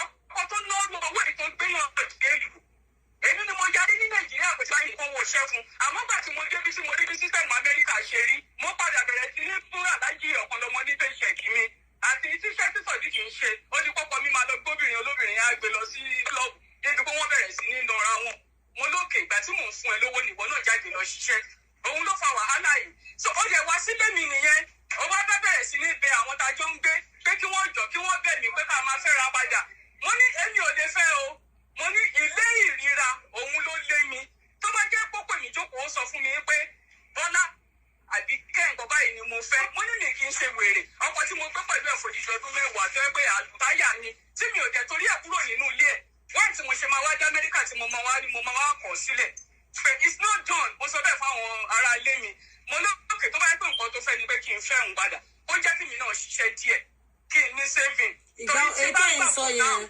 tó fi bẹ̀yìn padà yá ti tó oṣù mélòó sí. ọ̀rọ̀ tí mo sọ yìí ti ń lọ bí oṣù 7. tó fi bẹ̀yìn yẹn pé kẹ́ fáwọn padà. bẹ́ẹ̀ ni so wọ́n dẹ̀ bẹ̀ mí. woman yẹn dẹ̀ ń gbọ́ gbogbo eléyìí. mo ní rọ́ mo ní kó má wọrí mo ní tí bá tiẹ̀ fẹ́ gbà mo ní kó jẹ́ kí mi gan struggle kì í jẹ́ èèyàn pé ọmọkùnrin yóò fẹ́ kí mi ò lè jẹ́ trust èèyàn, ọkùnrin wọ́n yẹn fẹ́ kí mọ́ ṣerúkú lábẹ́ láyé. òun ni torí wọ́n sọ fún mi fúnra wọn wọ́n ní ṣé mi ò mọ̀ pé tẹ̀mí bá lówó ẹ̀ ni mo máa ṣe gàlégàlé sáwọn òun ló máa ń jẹ́ kí àwọn obìnrin Amẹ́ríkà máa ṣe gàlégàlé sọ́kọ wọn nítorí náà àwọn ò lè jẹ́ kémi ṣiṣẹ́ kémi dá lówó lọ́wọ́ pé àfi táwọn bá máa gba owó yẹn lọ́wọ́ mi káwọn máa fún mi ní nǹkan tí àwọn bá lágbára. irú ẹ̀ wà ó ń ṣẹlẹ̀ o. mo dẹ̀ ṣàlàyé fún àwọn ará ilé mi mo ní mi ìrẹ́dì láti fẹ́ nìyí for now pé kó sì fi mí sílẹ̀ gbogbo wàhálà tí mo ti ń bá bọ̀ pẹ̀lú ẹ̀ bẹ́ẹ̀ mi dẹ̀ ṣe gba ọmọ lọ́wọ́ wọn nìyẹn. so wọ́n wá sọ fún mi pé ó níbi kan táwọn fẹ́ gbé mi lọ gbogbo ẹ̀yin ará yẹ máa gbọ́ mi o mo ní bọ́lá fẹ́ gbé mi lọ wọ́n ní àwọn fẹ́ gbé mi lọ sí Bank of America pé káwọn. ta ló sọ pé no she didn't hear na after what she had. This thing was done on public space now social media leléyìí ọ̀dọ̀ ẹ jẹ́ ká rí gbọ́ not ti ṣe show yìí now. That was immediately after that other video surfaced. Ìgbàgbà náà ti ṣe. What do you mean she didn't hear? It was afterwards. No. Nǹkan tó wà lórí social media. Somebody that is very active on social media. Òṣèlú ní kò gbọ́. Tí ò bá gbọ́ àwọn èèyàn máa send ẹ̀ sí now. Mo ti gba àwọn ọmọ tèmi méjì sọ́dọ̀. Àwọn ọmọ ìyálé tí mo tọ́ fún dídí ọdún mẹ́wàá tí mo forúkọ mi gbé wọlé pé àwọn yẹn máa wà lọ́dọ̀ àwọn. Èmi dẹ̀ rí pé òkè ọ̀rọ̀ tí wọ́n sọ ó make sense. Mo ti tẹ̀ pé àwọn ọmọ èèyàn kan ní ọ̀yàn kejì pé ṣé báyìí báyìí wọ́n ṣe ń ṣe l'Amẹ́ríkà because ọ̀gbẹ́ni yìí ẹni bí èèyàn ni oríṣiríṣi nǹkan ló ti set sílẹ̀ fún mi kí n tó kúrò lọ́dọ̀ ẹ̀ pé ṣé mo lè tẹ̀lé wọ́n ní kí n tẹ̀lé tó bá ti jẹ́ custody àwọn ọmọ ni so mo lè tẹ̀lé wọn so ìbáta jẹ́ Bank of America ó wà lórí 450 l'Amẹ́ríkà tó pẹ́ ní tó bá mọ Annapolis Road àdébẹ̀ abámá ìgbìgà kan mo lè identify máa yẹn tó bá ń rántí mi tó bá ń gbọ́ mi báyìí torí mi ò mọ orúkọ wọn pọ̀ mú mọ wọn so tá a ṣe lórí Bank of America yẹn tá a ṣe dénú báǹkì yẹn máa yẹn bèrè pé kí la wá ṣe á lè ṣàlàyé pé wá ṣe custody àwọn. It's Aminat. Sorry. There is no how we can do this in English. It's a video we are trying to play. Probably I might just do a recap when she's done. So, ṣojú mi báyìí, jẹ̀lálájọ́ fún Okay, ọmọ mo ṣe bank táìpù náà. lẹ́tà yẹn pé kí àwọn ọmọ méjì wà lọ́dọ̀ tèmi tó jẹ́ tèmi, káwọn ọmọ ti tàwọn náà wà lọ́dọ̀ àwọn, ìyẹn àwọn ọmọ tìyálé. Torí mo sọ fún ẹ pé ibi tí mo bá àwọn ọmọ ìyálé dé, ó ti tó. Wọ́n ti bá bàpọ̀ bí wọ́n sọ̀rọ̀, wọ́n á ní kó máa bú mi, kó máa kò ṣe mọ́ mi, kó máa sọ̀rọ̀ sí mi. Pé kọ́ fún mi méjì ti tèmi. Látọdún mẹ́wàá tí mo ti ń tọ́jú wọn, ikú ọ̀pá wọn àrùn ò ṣe wọ́n. Ibi ire ni mo gbé wọn dé. Mo dẹ̀ dúpẹ́ fọ́lọ́run pé mo ti ẹ̀sìn wọn d'Amẹ́ríkà kí n tó padà lẹ́yìn wọn. Wọ́n á lè ṣe custody mo forúkọ síwèé. Àwọn náà forúkọ síwèé mo gba àwọn méjì tèmi. Gbogbo ọmọ aráyé bí mo ṣe bẹ̀rẹ̀ ìrìn àjò yìí nìyẹn o. Mo dẹ̀ tọ́ àwọn ọmọdé yìí fódìdí oṣù mẹ́sàn-án. Mo ń sanwó lé $600. Mo ń owó school bus tó ń gbé ọmọ mi lóṣù $350 ni mò ń san. Àwọn ọmọ mi máa jẹun, Aisha máa ṣerun. Every 2 weeks ni kò yóò mú gẹrun $13. So fódìdí oṣù mẹ́sàn-án yẹn mi ò pe aláàjì rí pé orí ń fọ́ ọ̀kọ̀ọ̀kan nínú àwọn ọmọ mi. Wọ́n ọ̀jẹ̀ pé rí kọ́ bá àwọn ọmọ mi léegun ní mòdù tí ò já. So mo dẹ̀ tọ́ àwọn ọmọ yẹn fódìdí oṣù mẹ́sàn-án láì gba wọ́n kẹ́yìn lọ́wọ́ aláàjì Okanlomo tí ó jẹ́ bèrè lọ́wọ́ mi pé bò làwọn ọmọ yẹn wà. But nínú láàrin oṣù mẹ́sàn-án yẹn mo move kúrò níbi tí mò ń gbé lálákọ̀ọ́kọ́ nígbà tí wàhálà pé wọ́n wá ń bẹ̀ mí yẹn pọ̀. Mo move lọ síbòmí lẹ́lẹ́kejì.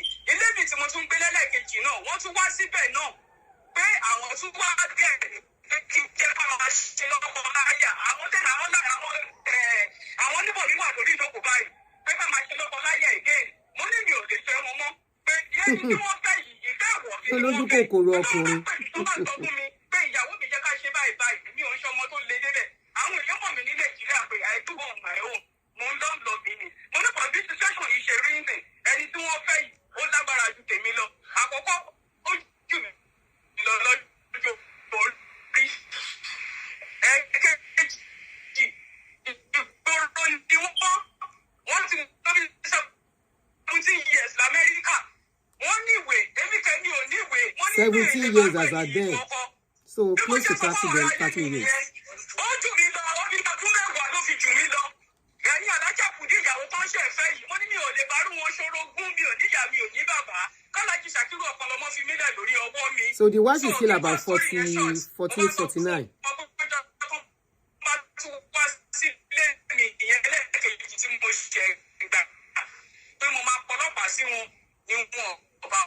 Ó fẹ́ máa lọ jẹ free dodo.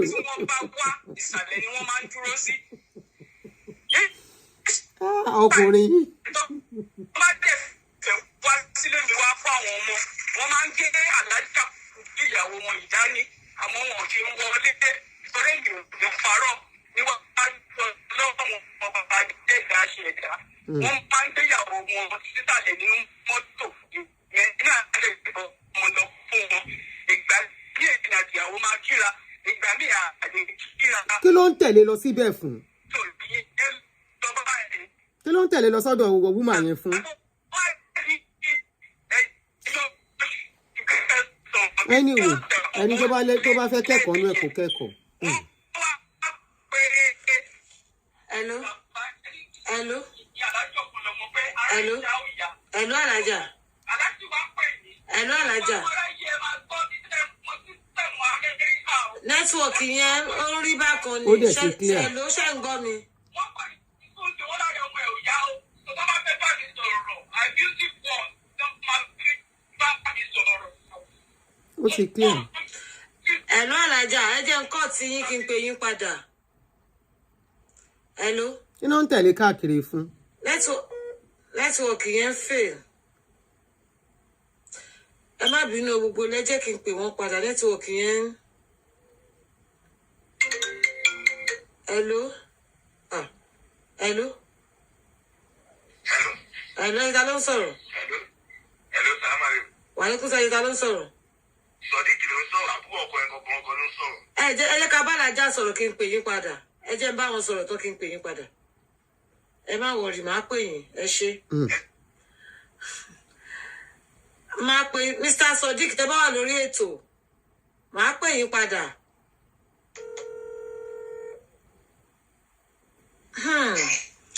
Hello alájà, network yín ò dá lẹ́ẹ̀kan ló jẹ́ kakọ́ tí yín. Mo rò pé ti fẹ́ round up ṣá, so à ń gbọ́ yín.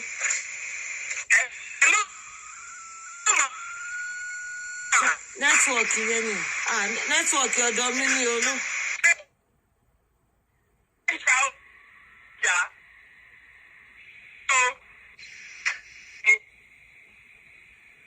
Ó yìí máa clear.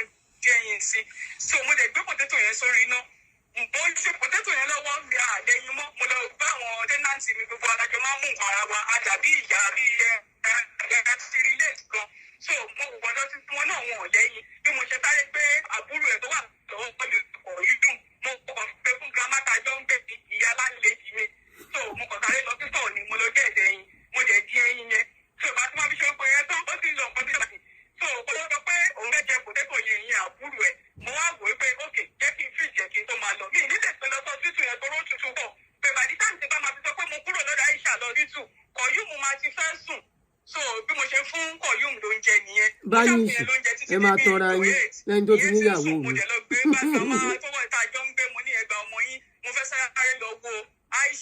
Màmá yẹn dẹ̀ ṣàdúrà fún mi pé nǹkan kò ní ṣe lágbára Ọlọ́run.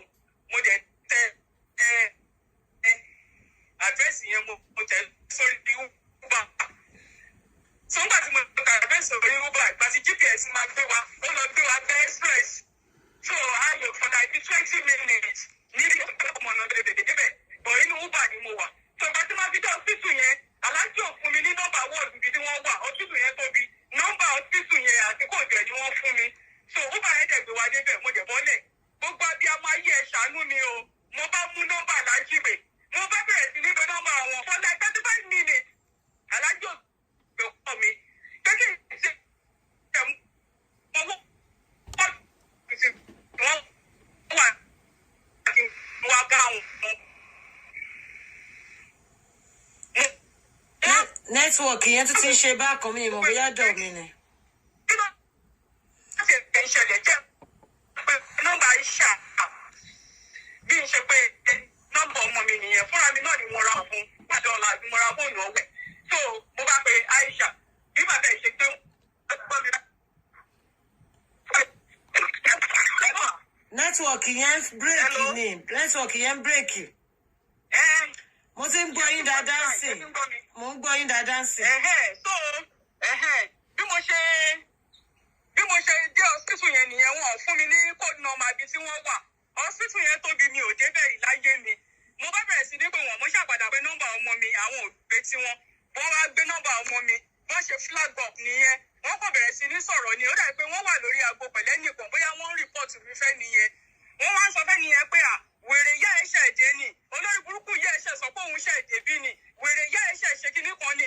Wọ́n ṣàbẹ̀rẹ̀ sí ní ṣépè yẹn, èpè yẹn pọ̀. Mo wá sọ fún ọmọdé, má wọrí, ẹ ṣàbà mi pé fún Fàíṣà. Ọmọ mi ló máta mọ̀ sí sí mi látòṣù kẹsàn-án tẹ́ ti fi àwọn ẹbí ilẹ̀ pẹ̀lú àwọn ọmọ mi. Ìlú tí mi ò lẹ́bí, tí mi ò dára, gbogbo abiyamọ ayé. Gbogbo ibi tí mo ti ń ṣiṣẹ́ pátá làlájì Ṣàdìrù sọ pé kó máa lé mi kúrò ńbẹ̀. Àwọn èèyàn tó bá ń gbọ́ mi ní Maryland, wọ́n lè jẹ́rìí sọ̀rọ̀ tí mò ń sọ yìí. So kí má fọ̀rọ̀ ìbígùn ṣá. Mo wá bá Aisha sọ̀rọ̀ pé Aisha, where are you? Níbo ni dájì ẹ̀ ń gbé ẹ lọ? Níbo ni dájì ẹ̀ pẹ̀lú ìyàwó ẹ̀ ń gbé ẹ lọ? Ọmọ mi sọ fún mi pé wọ́n fún àwọn ní pépà pé káwọn lọ sí CVS, ibi tí wọ́n ti máa ń gba oògùn fáwọn ọmọdé, pé káwọn wọ́n lọ gba oògùn fóun níbẹ̀. So mo á ní tẹ́ bá ti kúrò ńbẹ̀ nǹkan bo ni wọ́n ń gbé ẹ lọ. Ó nílé ni wọ́n ń gbé òun lọ. So pé kí n má wọrí pé òun ti wà òkè. Ọmọ mi sọ bẹ́ẹ̀ fún mi pé kí n má dára mi láàmú, pé kí n má lọ sílé, pé tí òun bá délé òun máa bá mi sọ̀rọ̀. Mo dẹ̀ lókè, mo ti gbọ́. Bẹ́ẹ̀ mi dẹ̀ ṣe pa fóònù yẹn, mi náà dẹ̀ lọlé. Ìgbà tí mo délé, mo bá tún mú nọ́mbà ọmọ mi pè. Mo mú nọ́mbà Lájí Ọ̀kanlọ́mọ pé kí n tiẹ̀ gbóhùn ẹ̀, bóyá máa gbé wá sọ́dọ̀ mi ni àbí kí n wá wò ó ni, mi ò mọ̀. So kò sí nọ́mbà kankan tó ń gbénu méjèèjì. Bó ṣe di láàárọ̀ ọjọ́ kejì, mi ì lè sùn mọ́jú. Ó ti ṣe dago 7 láàárọ̀, mo bá tún mú nọ́mbà yìí pé wọ́n á ṣáà ti jí àwọn ẹ̀gbọ́n ẹ̀ máa fẹ́ lọ sí skul, because èmi ni mò ń dékẹ́ wọn báyẹn lọ sí skul tẹ́lẹ̀. So wọ́n máa ṣáà ti jí, mo mọ iye aago tí wọ́n gbọ́dọ̀ sí jí. Mo bá tún mú nọ́mbà yìí pé Aláàjì ò gbé. Ìhun tó wá jọ mí lójú jù bẹ́ẹ̀ ni pé nọ́mbà ọmọ mi tí mo rà fún àti fóònù tí mo fi bọ́ ọmọ mi sọ̀rọ̀ lórí alẹ́ ìgbà tó máa di láàárọ̀.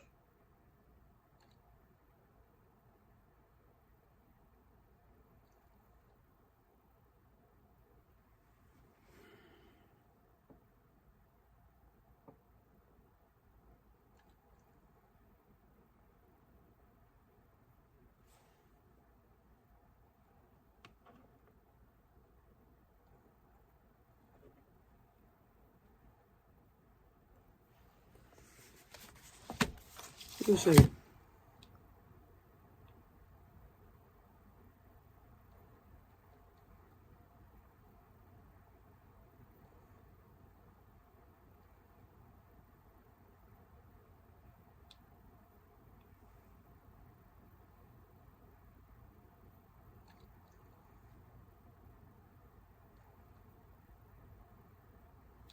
Kí ni yẹn kò parí ni?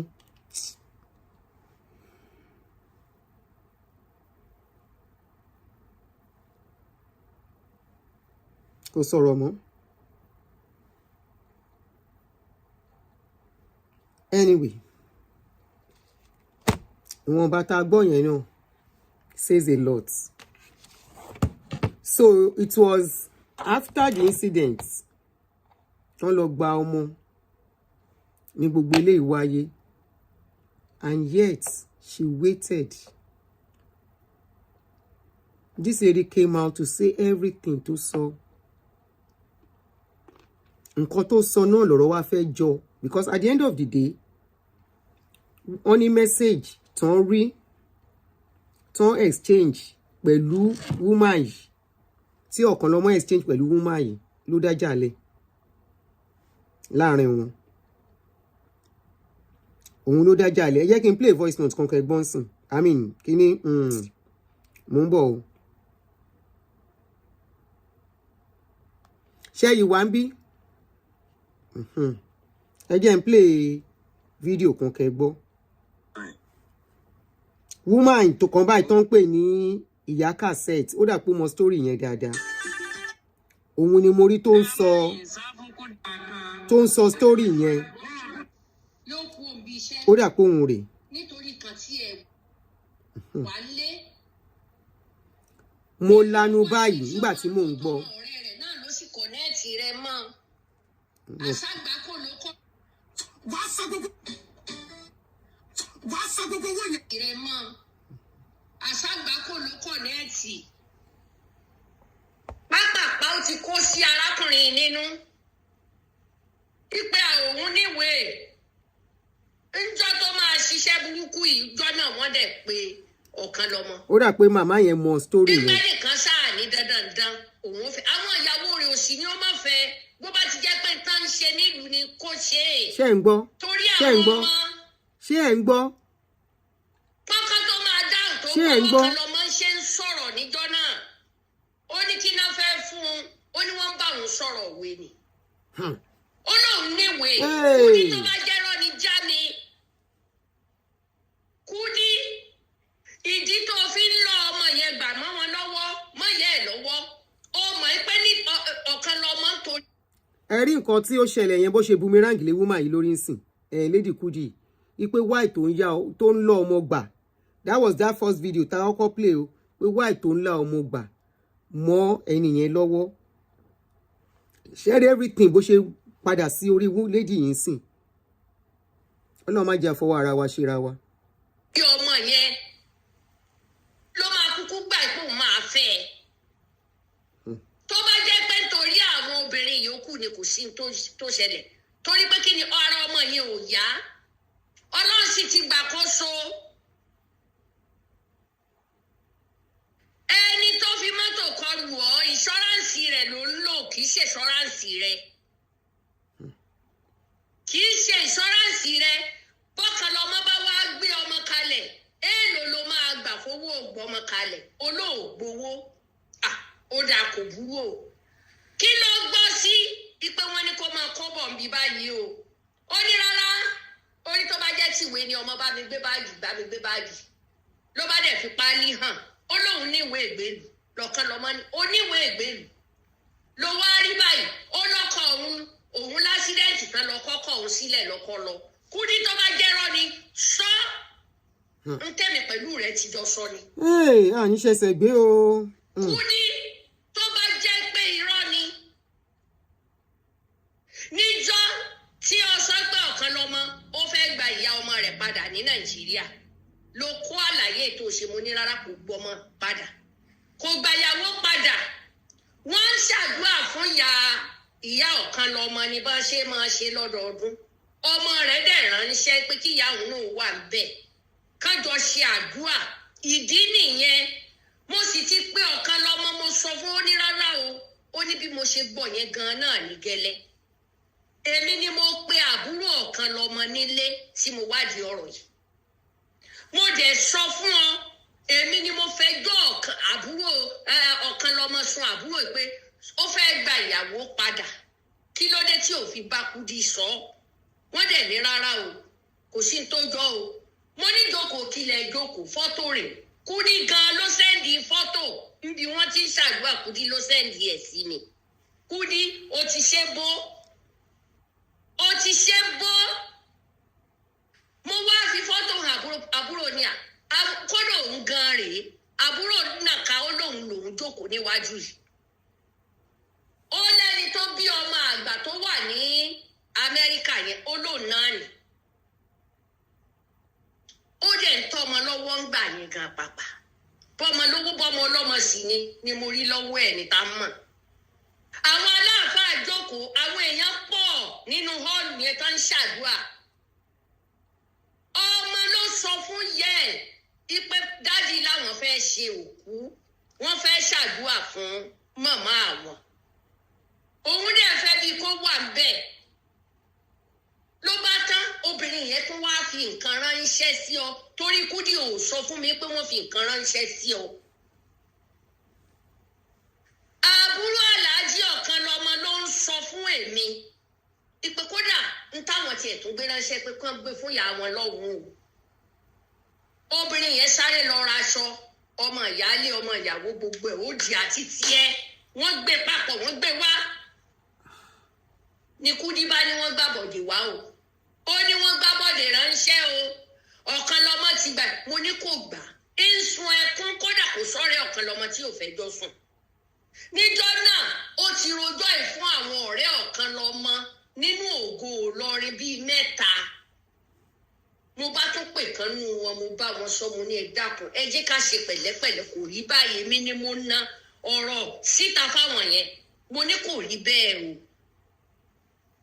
ìdíre fọ́tò rèé Kudi gan ló gbélé mi lọ́wọ́ nígbà yẹn o mo ní bọ̀ tí mo ti bẹ̀ẹ́ ṣùgbọ́n gbà mo wá sọ fún pé mo ti wádìí ní Nàìjíríà bí ṣé family member wọn ni woman yìí sọ̀rọ̀ má nìyẹn o ẹ̀yin èèyàn kẹ́ gbọ́ torí n tá a bá ní kí bàbá ó mọ̀ gbọ́ bàbá náà ni ó padà parí ẹ̀ èéfín ní ìwà Kudi ìwà rẹ̀ ò dáa ọkùnrin 6 ọ̀kan wà lẹ́wọ̀n gbére ọ̀kan sì kú kò ríwèé gbà lọ́wọ́ rẹ̀ èyí tó wà lẹ́wọ̀n náà ò ríwèé gbà lọ́wọ́ rẹ̀ èyí tó wà lọ́dọ̀ rẹ̀ kó tó di pé o lásídẹ́ǹtì ńgbà tó wúlò tó ṣì kan òun fún ní wàhálà ìyẹn méré ni. mi ò gbọ́ gbogbo kíní yìí. bí bàtà bá ní kí lọ́lọ́run ní kásídẹ́ǹtì ò ṣẹlẹ̀ sí o.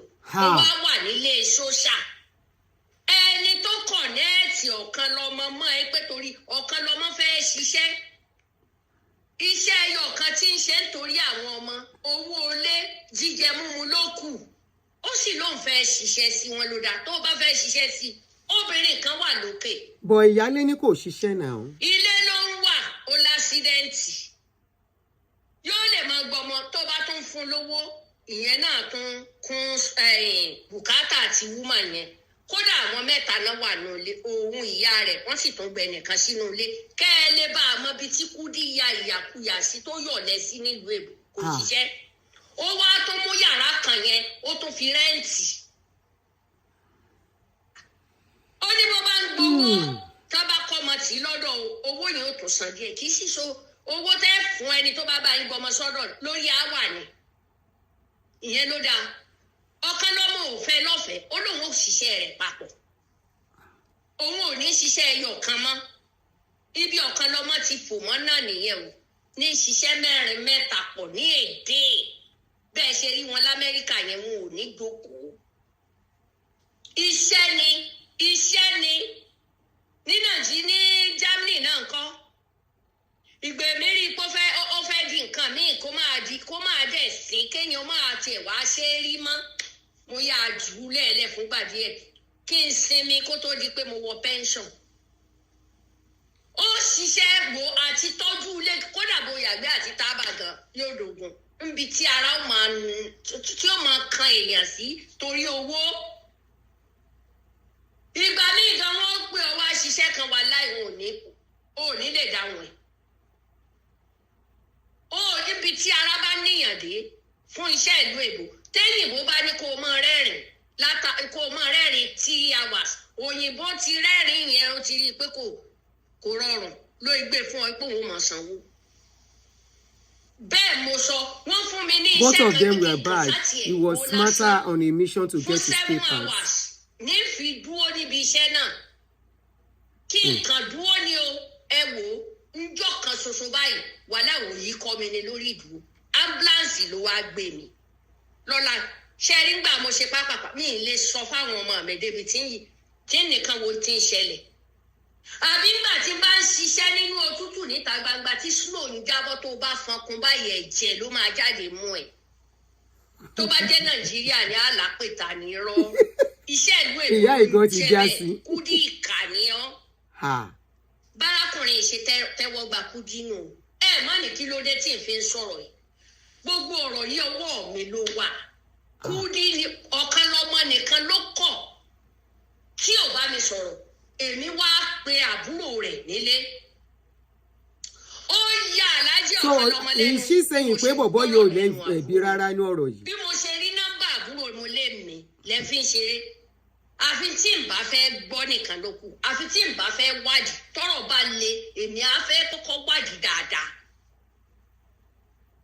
ìjọ tí Kudi gbọ́ pé mo mọ̀ ti wádìí nílé ìyá ọmọ àgbà yẹn gan pàpà mo fẹ́ bá a sọ̀rọ̀ mo tún rò ó mo ní má jẹ́ n bá a sọ̀rọ̀ kó má dàbí ẹni pé mo ti gẹ́ẹ̀tì tọ́ọ̀chì woman yìí ọkàn ọkọ lè má balẹ̀ ọkàn Kudi náà lè má balẹ̀ jẹ́ n fi sílẹ̀ ntí òjì kí n báyẹn sọ̀rọ̀ nu nbá nìkan lọ bá mi pè é níjọ́ lè èèyàn sì wà lẹ́gbẹ̀ẹ́ àbúrò Ọ̀kanlọ́mọ tán ń ṣàlàyé fún mi 9 ìyẹn náà ń jẹ́rìí sí i ṣó wá yẹ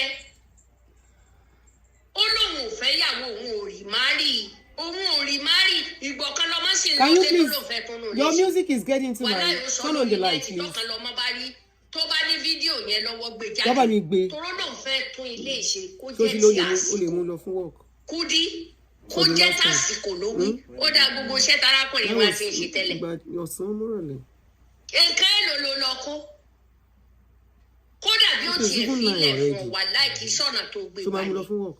Kúdí wà láì àfikọ́ kan lọ́mọ Kí lẹ kó máa ń fi ṣe? ọlọ́pàá dé ó dáa Hmm? kì í ṣe ọ̀nà tó gbé gbà yẹn kó Now? sì gbé gbogbo kínní kó gbé lọ bá wọn ní lamẹ́ríkà pé kán wo tó ń fòun ṣe Kúdí ìkà nìyẹn ìkà jẹ́ nìyẹn ìyá rẹ̀ náà wá ń tẹ̀lé ọ lẹ́yìn bí ọmọ pẹ́pẹ́yẹ bí pẹ́pẹ́yẹ ìyá pẹ́pẹ́yẹ olúbàntútù torí ọlọ́run òtútù ó wá fìyà ṣe jígọ́lò kiri inú òtútù wo bí ìyá ìṣèjókòó nínú òtútù pẹ̀lú ẹrù wo bó ṣe ń wọ ẹrù gọ́nàmọ̀ sùkúl kó má ní àpótí tó dáa kan Kúdí tiẹ̀ ti ta ó wò gbà tó ti wọ̀lú èbó yìí ẹni gbé wọ̀lú èbó yìí náà fìtínà ló fi mú gbàwé rẹ tó pé tán tí ò rọ́mọ tó jàjà rí ọmọ lọ́tọ́ ó kàn lọ bá obìnrin kan sùn ní disco ìyẹn bá ló kí ni Kúdí gbọ́ má yẹn padà kú ni orí ọ̀kan lọ́mọ lé o tó bẹ́ẹ̀ tètè lọ sọ fáwọn àjẹ́ èmèrè rẹ wípé ọ̀kan lọ́mọ láwọn àyà ẹlẹ́yẹ. Ṣé ká má gbọ́ mọ́? Lẹ́yìn Eléyìí pọ̀. Àwọn àyà ẹyẹ Ìbẹ̀rẹ̀ díẹ̀ ni mo gbọ́ o. Ó wà lẹ́yìn ọ̀kan lọ́mọ. Ǹjọ́ gbọ́? Mọ́ pa á. Abiyamọ lọ̀kan lọ́mọ èèyàn méje ló kó wọ̀lú èbó lẹ́ẹ̀kan náà láti Nàìjíríà wá sí Amẹ́ríkà. Ọkùnrin wo ló ṣerú ẹ̀? Ọkùnrin wo ló ṣerú ẹ̀? Àgbákò. Èèyàn méje síbẹ̀ náà padà yá pẹ̀lú fámílì ẹ̀ nítorí ìwé òfin. You will call. Do you want to call into the show? Let me put number. Ọ̀kan lọ́mọdé rí ẹ mú alihamdulilayi Ó gbígbígbígbí lágbára. tó wọn kéèyàn ni ó máa ké Ọlọ́run kú ọyọ tó bá gbàgbé lọ́wọ́ eléyìí gan-an ṣùtá ni ọmọkùnrin yìí tó gbà ọ̀kan lọ́mọ bá ti fi Kúdí lẹ̀lẹ̀ tipẹ́tipẹ́ ìwọ iná ló nítorí ọmọkùnrin yìí ó láìkí rẹ ìmọ̀ wá ṣàdúrà mẹ́sàn-án mẹ́wàá àṣẹ pẹ̀lú fíìtì rẹ Kúdí. Kúdí ọmọ Ìjẹ̀bú. Lórí ọ̀pọ̀ ọ̀rọ̀ ọkọ àti ìyàwó. Ó gbórúkọ dáadáa sórí. Ọ̀pọ̀lọpọ̀ Kúdí mi ò rí báyìí ìwọ ti ya wèrè pè. Kúdí wèrè pè. Ẹ wòran lẹ́yìn ìgbà tọkùnrin bá lọ ṣiṣẹ́ 14 hours tó bá dijọ́ kejì ni ó tún jí láàárọ̀ kùtùkùtù tí ó gbé Kúdí lọ sí ibi wọ́n ti lọ wo ẹsẹ̀ rẹ̀ o. Bẹ́ẹ̀ ni ìyàwó tó gbé wọlé We should finish it. Okay. Ìyẹn ò mọ̀ ní ọ̀kan lọ́mọ wá dẹni tí ń ti bágìn kiri ìwọ Ọlọ́run l'Amẹ́ríkà. Ìyẹn náà tún sunkún yóò gbàgbé ìjà tán ti jà. Ìgbà yóò sì dákan mọ́ gbogbo táìmù náà. Ìkà ni ọ́ Kúdí ọ̀kan lọ́mọ ò wá tẹ́ ẹ bá fẹ́ pè lẹ́jọ́ ẹ wá sí Amẹ́ríkà ẹ wá pè lẹ́jọ́. Àní ṣìṣe. Ǹjẹ́ gbọ́ ẹ wá pè lẹ́jọ́ l'Amẹ́ríkà kì í ṣe Nàìjíríà. Àní ṣe ẹsẹ̀ gbé o. Ṣé ẹ ti gbọ́? Àwọn ọmọ wa ò ní ṣe ẹsẹ̀ gbé kí n ṣàwa mọ́. Ibi ẹ máa pa sínú. Àwọn ọmọ wa ò ní ṣe ẹsẹ̀ gbé o. Ìkà wọ́n rán iṣẹ́ burúkú ìwọ náà ń jẹ àti mọ lógo ẹ Kúdí ìkà ni ọ́ wọ́n ní wá ṣe ẹyin sisi ó bá ti ọ̀kan lù lọ́mọ o. ní kókó wọn sáré bọ̀ lé irọ́ ló pa ilé yẹn ni tó o bá lè rí ilé yẹn gbé wàá rí ọ̀kan lọ́mọ kàn gbé ilé yẹn gbé sínú mọ́tò wàá rí ọ̀kan lọ́mọ Nàìjíríà tó o bá rí ilé yẹn gbé a jẹ́ pé olè ọlọ́ṣà adigunjalè ni ẹ́ ìkà ọ̀dọ́kọ àtọ̀ oríṣiríṣi ti kún gbogbo abẹ́ rí oyún tí ò ṣe é bí ló kún gbogbo abẹ́ ṣòkòtò ẹ̀ nonsense ọ̀pọ̀lọ́ burúkú èkìdá námọ̀ ìka jẹ́ èmèrè elékìsà èmèrè elékìsà ìgbálẹ̀ ló yẹ wọ́n fi jù ẹ́ lórí ìgbálẹ̀. Ìyá yìí sọ̀rọ̀ ìka abẹ́ẹ̀rí nǹkan àti ìbá ṣe torí ìwé wàhálà ìbí mo bá lóko ń dì í létí okó mi bọ̀ ń dìkudì ọlọ́run torí ò fáìn. wọ́n ọmọbìnrin tí tẹ̀ ń gbọ́ ọmọ rẹ̀ lọ́wọ́ Ọ̀kanlọ́mọ. wọ́n dùn tí lọ́wọ́ Ọ̀kanlọ́mọ. Ọ̀kanlọ́mọ fẹ́ ní ṣùlọ́kà ni. Ọ̀kanlọ́mọ àwọn ẹni tí wọ́n lè gba obìnrin lọ́wọ́ Ọ̀kanlọ́mọ onítọ̀hún amúra. àwọn sẹ́nẹ́tọ̀ nǹkan wọ́n dùn tí. Ọ̀kanlọ́mọ fẹ́ ní sẹ́ẹ̀ ìkànnì ẹ̀ Kúdí ìkànnì ẹ̀ ìka gẹ́gẹ́ sí àyà ẹni tí ọmọ náà nàkúnà owó fún ẹ kúkú wà kán máa ná fún ẹ ṣé yẹn wá di tó ń wá ni. ṣé lédi yẹn ṣẹ̀wọ̀n tẹ́lẹ̀ ni. ẹni tí ń bẹ kẹ́rù kiri. ṣé bọ́kọ àtìyàwó ló ń jà. ó ṣe gbé ìyàlọ bàbá lòun ò rí ọ ní Jẹ̀bú o ń bo ọ tó gbà olòṣì bàbá wà nínú ààrẹ o tó tún wọ lọ ilé onílé olóore kẹ́rù tí góòlù olè orí rẹ̀ ń fọ́ mi. Old woman. Kábíyèsí Elédùmarè. Ta ló lóun fẹ́ pè yẹn?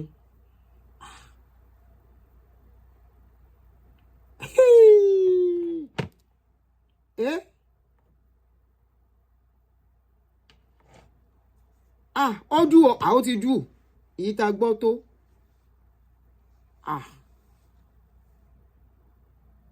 Ìyá yìí sọ pírígìdì ọ̀rọ̀ lórí ọ̀rọ̀ ọkọ àti ìyàwó. Àárín yẹn kò sẹ́ni tó lè dá tán. Lady ìyá máa regret. A máa regret. Mo fẹ́ gbé ní ẹni sùúrù o. No. Eléyìí pọ̀. Hello.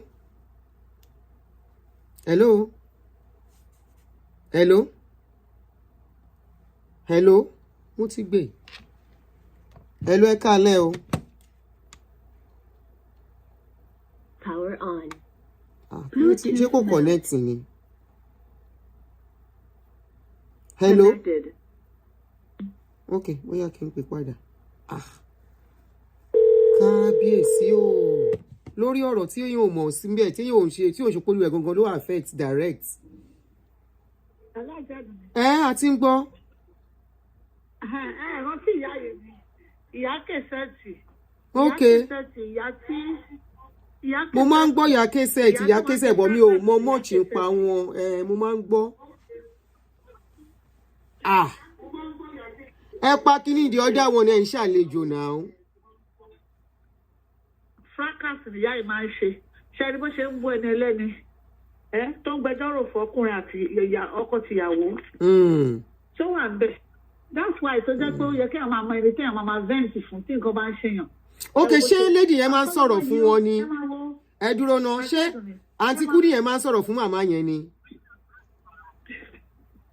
Ó lè jẹ́ lady yẹn máa ń sọ̀rọ̀ fún ìyá yẹn.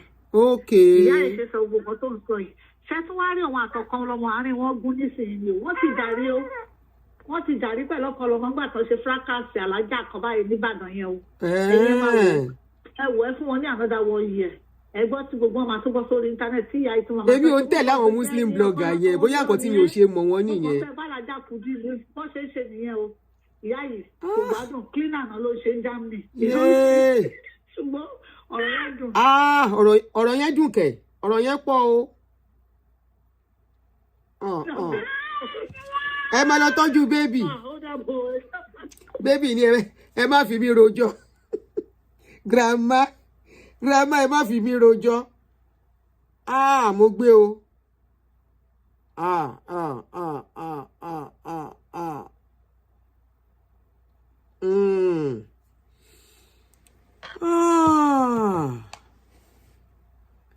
Honestly honestly kálẹ̀ mi ní lady yìí kò bá má lọ sí gbogbo wàhálà tó put ara ẹ̀ through yìí she shouldn't have done it since you know the kind of person you are dealing with kò ní ìdẹ considering even the way tó fi pàdé there are some fights you let go. Okay, she said Kudi cried to her. No wonder. There are some fights you let go. You know, you let go, pick up the pieces of your life, start building back. Your success is going to be your vengeance. That's it. You just move on. And you saw the signs. We will see the red flag, but we keep pushing. We keep putting our head. We keep holding on to what is not ours. The signs were all there.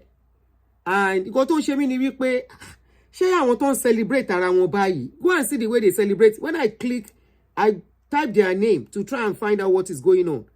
Nǹkan tí mò ń rí jù, aya mi is Àyìnkẹ́ àbí nǹkan kan. Kíní kan Àyìnkẹ́, kíní kan Àyìnkẹ́. Then how did they get to this stage? Tọ́rọ̀ wá messy tó yìí. Then, yeah, the red flags were there. Then, obìnrin tó ti mọ̀ pé ọkùnrin ti níyàwó méjì mẹ́ta. Ó lè kó gbogbo ayé ẹ̀ lé lọ́wọ́ náà. Wàá hustle life tiẹ̀ lọ́tọ̀ ni. Ó wá ń kọ́ mọ́lẹ̀. Ìwọ ló ń bá tọ́jú ọmọ. You now suspend your life. Suspend your life. Even kó jẹ́ pé wọ́n nìkan níyàwó ọkùnrin ò gbọ́dọ̀ suspend the life ẹ̀ fọ́kùnrin. Just like ọkùnrin ò gbọ́dọ̀ suspend the life ẹ̀ fóbìnrin. No. Wá suspend the life ẹ̀. Because if you don't suspend your life, bọ́rọ̀ ṣe rí yìí tó ti gbalé mi, wàá furnish ẹ̀ tó taste ní orí nǹkan tá à ń sọ yìí. Tó o bá tiẹ̀ lè ṣe once, you start doing it gradually, until you get everything back. Ẹ wá lọ ń jà sí nǹkan tí ò ṣe property, not even landed property, not ilé, sí furniture. Ẹ kẹ́kọ̀ọ́ ẹ̀yin tẹ́ bá ṣẹ̀ṣẹ̀ dé ìlú òyìnbó. Ó dà pé ẹ̀yin ni fídíò yìí wà fún o. Ẹ̀yin young people tẹ́ ṣẹ̀ṣẹ̀ dé ìlú òyìnbó. Ẹ kẹ́kọ̀ọ́ o. And when you were here, tí woman yẹn sọ wípé ọkọ ní kóun máa kówó wá. Ó ń ṣẹlẹ̀ o. Dáadáa. Tọkùnrin ń gba owó lọ́wọ́ obìnrin tó ń gba salary ẹ̀. The full salary tó báhùn ló máa fún obìnrin yẹn ní parí oṣù. Ṣé mọ̀ pé a máa ń sọ̀rọ̀ lórí social media. So we tend to hear a lot. Bó ti yẹ pé gbogbo ẹ̀kọ́ la máa sọ ń pa ẹ̀. Máa gba salary obìnrin yẹn. Àzọ ọkọ pé after all èmi lọ́kọ, èmi ni mo náwó kan, èmi ni mo ṣe kinní kan. Tí anything bá ṣẹlẹ̀, níbo ni woman yẹn ti fẹ́ bẹ̀rẹ̀. Kì í ti ṣe tíkú kì í ṣe tàrùn. Ọ̀ká tiẹ̀ bí ò tiẹ̀ jẹ́ síkú tí wọn ọkùnrin bá síìkì. Tó ti ṣòwò ní báṣubàṣu, níbo ni kí woman yẹn ti bẹ̀rẹ̀ nílùú òyìnbó. Ẹ fèyí kọ́gbọ́n o, fèyí kọ́gbọ́n làwa ń ṣe ń bí o, fèyí kọ́gbọ́n. Sorry for my non-Yoruba speakers o, it's because it's a Yoruba case. So it's tough to start catching up and talking big grammar, no vex. Subsequent ones, we go back to our language, our usual English here. Èèyàn fi èyí kọ́gbọ́n. You cannot lose yourself inside a relationship. Oh, wrong. Torí ìdágìrì lè ṣẹlẹ̀ at any fucking time. Ìdágìrì lélẹ́yìí.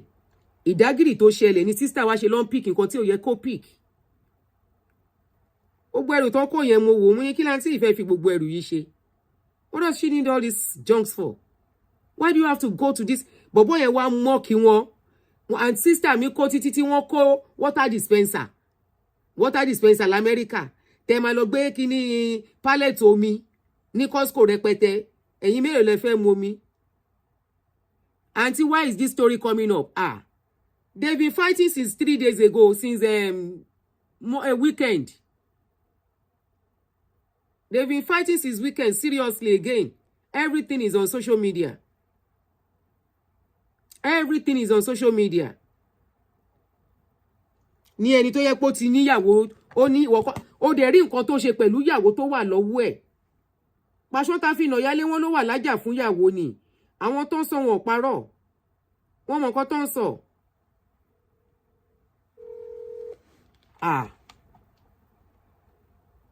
Power on. Hello. Ẹ káalẹ́. Connected. Ayọ̀ lè ṣe kí wọ́n má kẹ́kọ̀ọ́ tí wọ́n bá ń gbọ́ prógrámù yín o. Ìyá yẹn sọ̀rọ̀. Ìyá yẹn sọ̀rọ̀. Ìyá yẹn sọ̀rọ̀. Kí lè wà mẹ́sì tó? Wọ́n tún lè parí ìjà. Ìyá eléyìí ò ṣe é parí, kí ló ń parí bí eléyìí? Ẹ̀wọ̀n ṣẹ́nukùn bọ̀ eléyìí ò lè parí. Wọ́n ṣẹ́nukùn rárá. Ẹ̀kọ́ ṣe rí àǹtí ẹ̀kọ́ tèmi kọ́ nínú kinní ni pé ṣe rí àwọn èèyàn tó nínú marriage ìpín tó bá ti jẹ́ ilé èèyàn some people talk and don't know when to stop. Wọn kì í mọ̀ pé nìkan ni èèyàn kì í rojọ́ sí.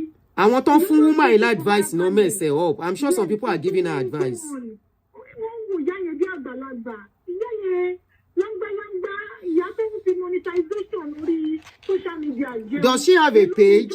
Ṣé ìyá yẹn ní page ni? Ó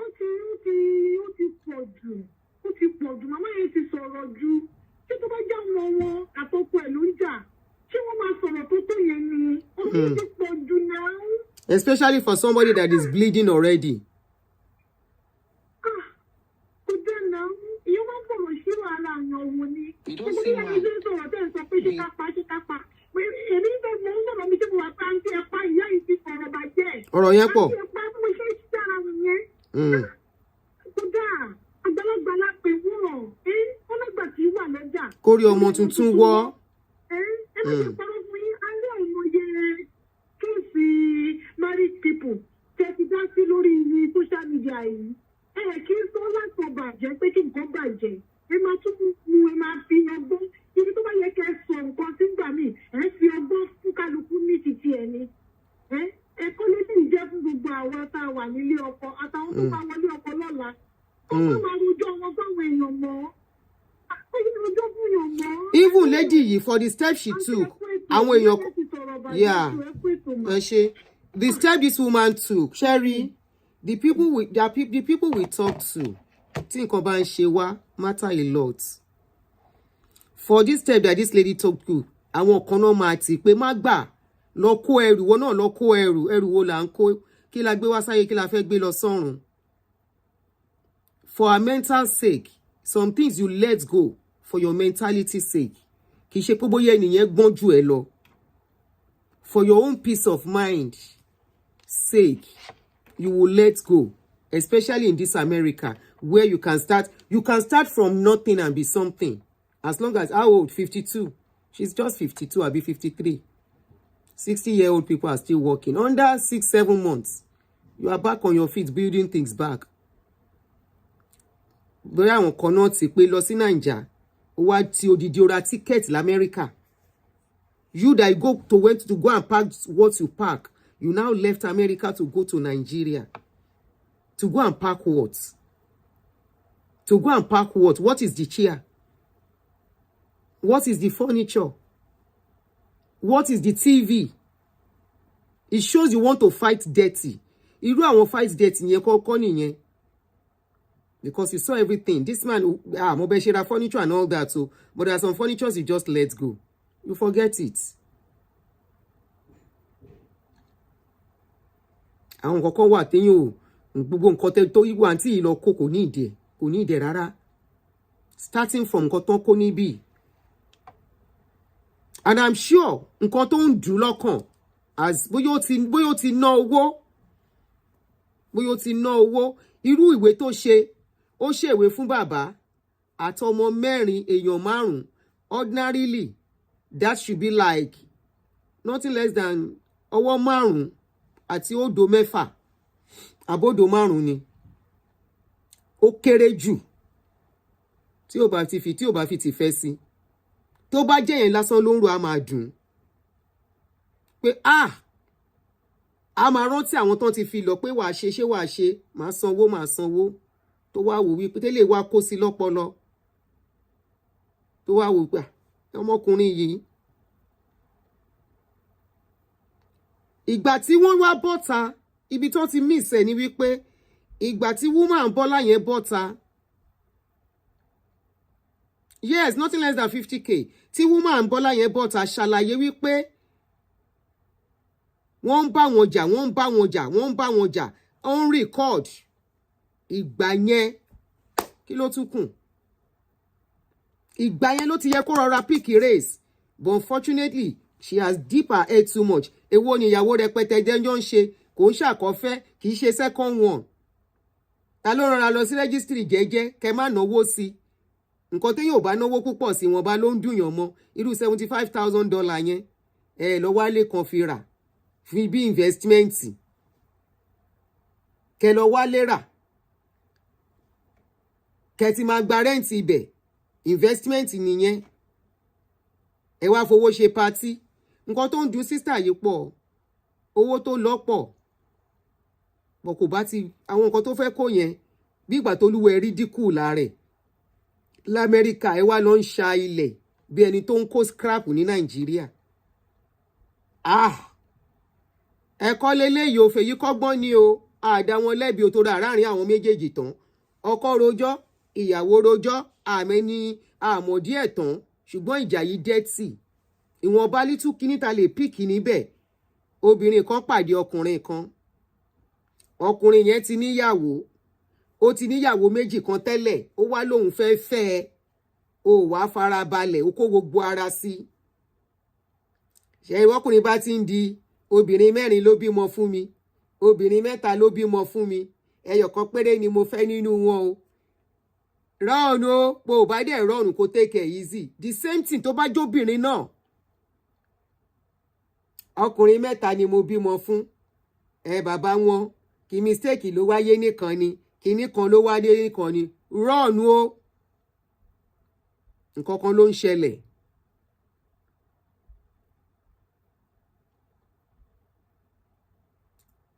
Ó wá kó gbogbo ara, ó dálé. Débi pé ó tún lọ bá jà, ó tún lọ bá gbèjà lọ́dọ̀ ìyàwó ẹ̀ tó bímọ fún ìyá ọmọ ẹ̀. Ọjọ́ kan mò ń sọ fáwọn èèyàn kan wípé wọ́n ní kémi má sọ bẹ́ẹ̀ mọ́, mo lọ́lọ́mọ ló lọ́kọ. Ẹ yé tanra yín. Kọkùnrin kan fẹ́ àsìyàwó kékeré. Ọlọ́mọ ló lọ́kọ last. Tí ò bá tí níyàwó, àmì tí ò bá tí lọ́kọ, wọ́n lè dáríjì ara wọn at any fucking time.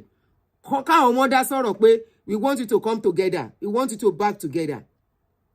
Kọ́ wá join àwọn. Kọ́ join. Ìwọ ló tó bá dẹ̀ fẹ́ra. Wàláì ó ní agbára, ó ní power ju wọ́n tó bímọ fọ́kùnrin yẹn lọ. Ẹ yé tanra yín. Àwọn ọmọ ẹ̀ wà bẹ́ẹ̀ náà. Àwa obìnrin ṣá lè fa àwọn ọmọ tí wá ṣeré. A lè fa àwọn ọmọ tí wá ṣeré, right? So tó bá kan ti ta àwọn ọmọ náà ọkùnrin tó bá jẹ́ wèrè ọlọ́mọ, á choose ìyá àwọn ọmọ yẹn over you. Tó bá dojú ẹ̀. Tó bá yá wá ní tó bá the worst tó máa ṣẹlẹ̀, wọ́n á ní ṣèbó mọ̀ pé ó bímọ fún. Ìwọ náà ṣe ìyàwó gba kádàrá yálé ẹni bẹ́ẹ̀ ṣe máa bẹ́ẹ̀ parí ẹ̀ síbẹ̀ nìyẹn. Bẹ́ẹ̀ ṣe máa end ẹ̀ wá ní gba kádàrá yálé ẹni. O ti rí gbogbo signs yẹn. Gbogbo signs yẹn wà ń bẹ̀. Ó wá kó gbogbo ara lé. Wọ́n dẹ̀ tún bọ́ta woman yìí ń ṣàlàyé pé nǹkan tó ń ṣẹlẹ̀ léléyìí. Tún from there kó tètè gather rẹ̀ together. 20 kìlímà náà ṣe fídíò yìí. Bóyá 8 years ago ni fídíò tá gbọ́ yìí o. Fídíò yóò ṣe recent video. Ọ̀ǹtì tó jẹ́ kí máa yìí tí ẹ̀ débi pé ó lọ ń ṣa scrap nínú ilé ẹ̀. Má ṣe o. Gbogbo ẹni tó bá mọ woman yìí tó bá rí fídíò yìí, ẹ sọ fún. Ìgbà tí mo lọ wo page àwọn kankan tó ń ṣe kò ní ìdí ẹ̀. Ta ló ń try àti impress?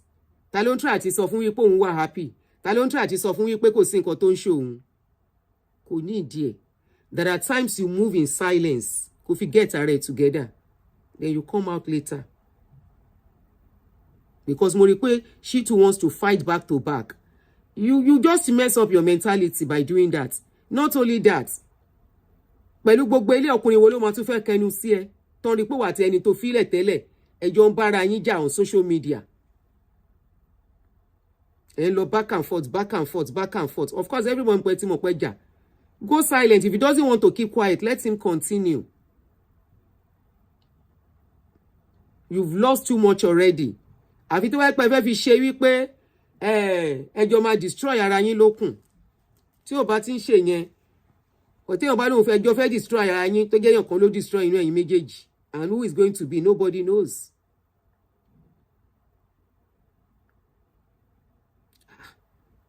àwọn ọkùnrin gan máa sọ wípé àwọn ò lè kówó lé obìnrin tó ti bímọ tẹ́lẹ̀ débi pé àwọn ànáwó rẹpẹtẹ wọ́n máa ń ṣọ́wó ná fóbìnrin tó bá ti bímọ síbì kan tẹ́lẹ̀ tó bá fẹ́ fẹ́ wọ́n ń kó gbogbo ara lé mo ti gbọ́ lẹ́nu ọkùnrin rí dáadáa pé ṣé ṣáṣá lòun fẹ́ ni tóun máa ṣe kówó lé lórí gbogbo nǹkan tá máa ń kọ sórí social media tó máa ń kọ comment ẹ̀kọ́ ni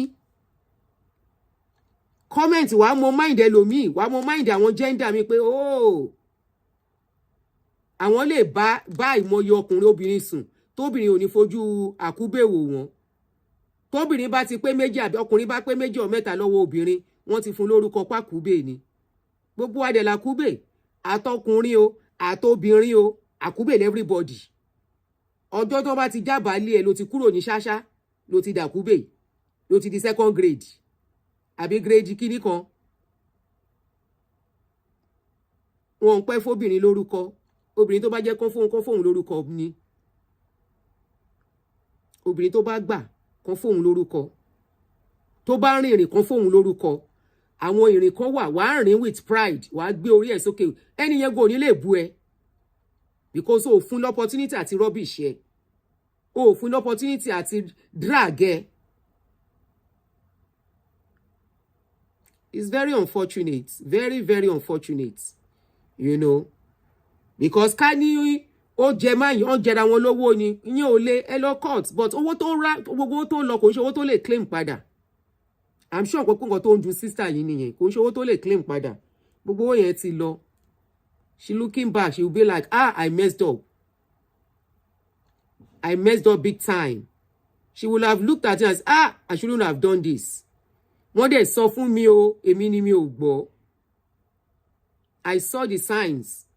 It was too glaring. But I just thought, you don't love to the extent you will lose yourself. No, and lose your brain. Ó sad. Wọ́n máa ní òfò ẹni ò kí ń ṣe lómi. But if I were this woman, I would focus on bettering, making my life better. Focus, you are strong. Kò sọ́mọ tó fẹ́ tọ́jú nínú ilé. Ẹni tó bímọ ọmọ ló máa sin, ẹni tí ò bí ọmọ ló máa sin. Yeah, she's beating herself exactly by doing what she's doing. You are only giving her, she's beating herself and giving that man opportunity to beat her. That's what she's doing. She's giving him the opportunity to beat her. Now just 52. Get yourself together. To buy this 1 and 12 hours. Kó máa lọ fà Monday to Friday.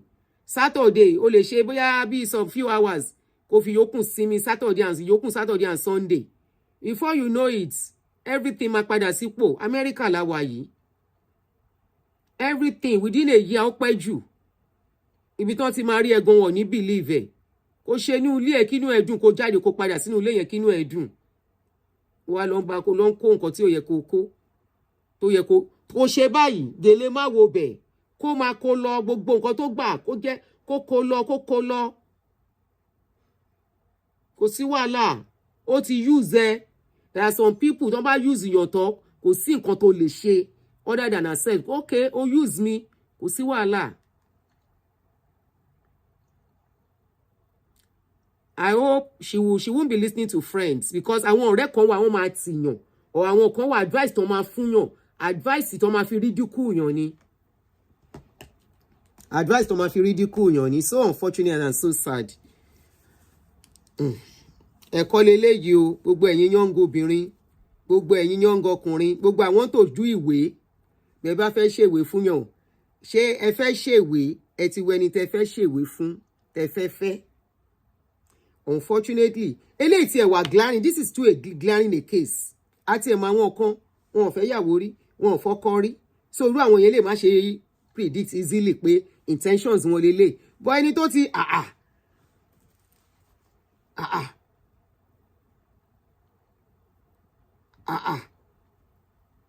tó láwọn ọmọ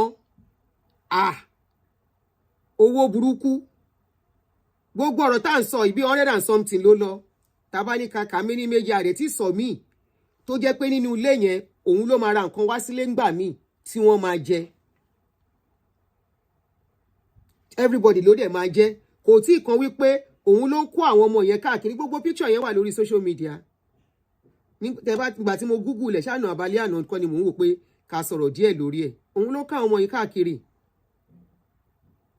tó ń kó àwọn ọmọ kí wọ́n wá gbọ́ ọmọ wọ́n kó àwọn ọmọ wá joyè nání àwọn tó ń lọ ọmọ wọ́n free at the end of the day ọlọ́mọ máa lọ bọ́mọ ẹni bẹ́ẹ̀ ọ̀rọ̀ ọmọ bíbí dẹ̀kẹ̀rẹ́ by now ẹni bímọ ọmọ ló máa sin ẹni tí ò bí wọn níjú òkú ẹ̀sìn títí wọ́n máa sin òun náà ni bákan náà ni gbogbo wa ṣe máa kú ọlọ́run má jẹ́ àṣègbè ọlọ́run má jẹ́ àṣìrìn káwọn ọmọ wa má ṣìgbè kọ́ má lọ sí kọ́ má gbé nǹkan tí ò yẹ kán gbé ẹrù ẹlẹ́rù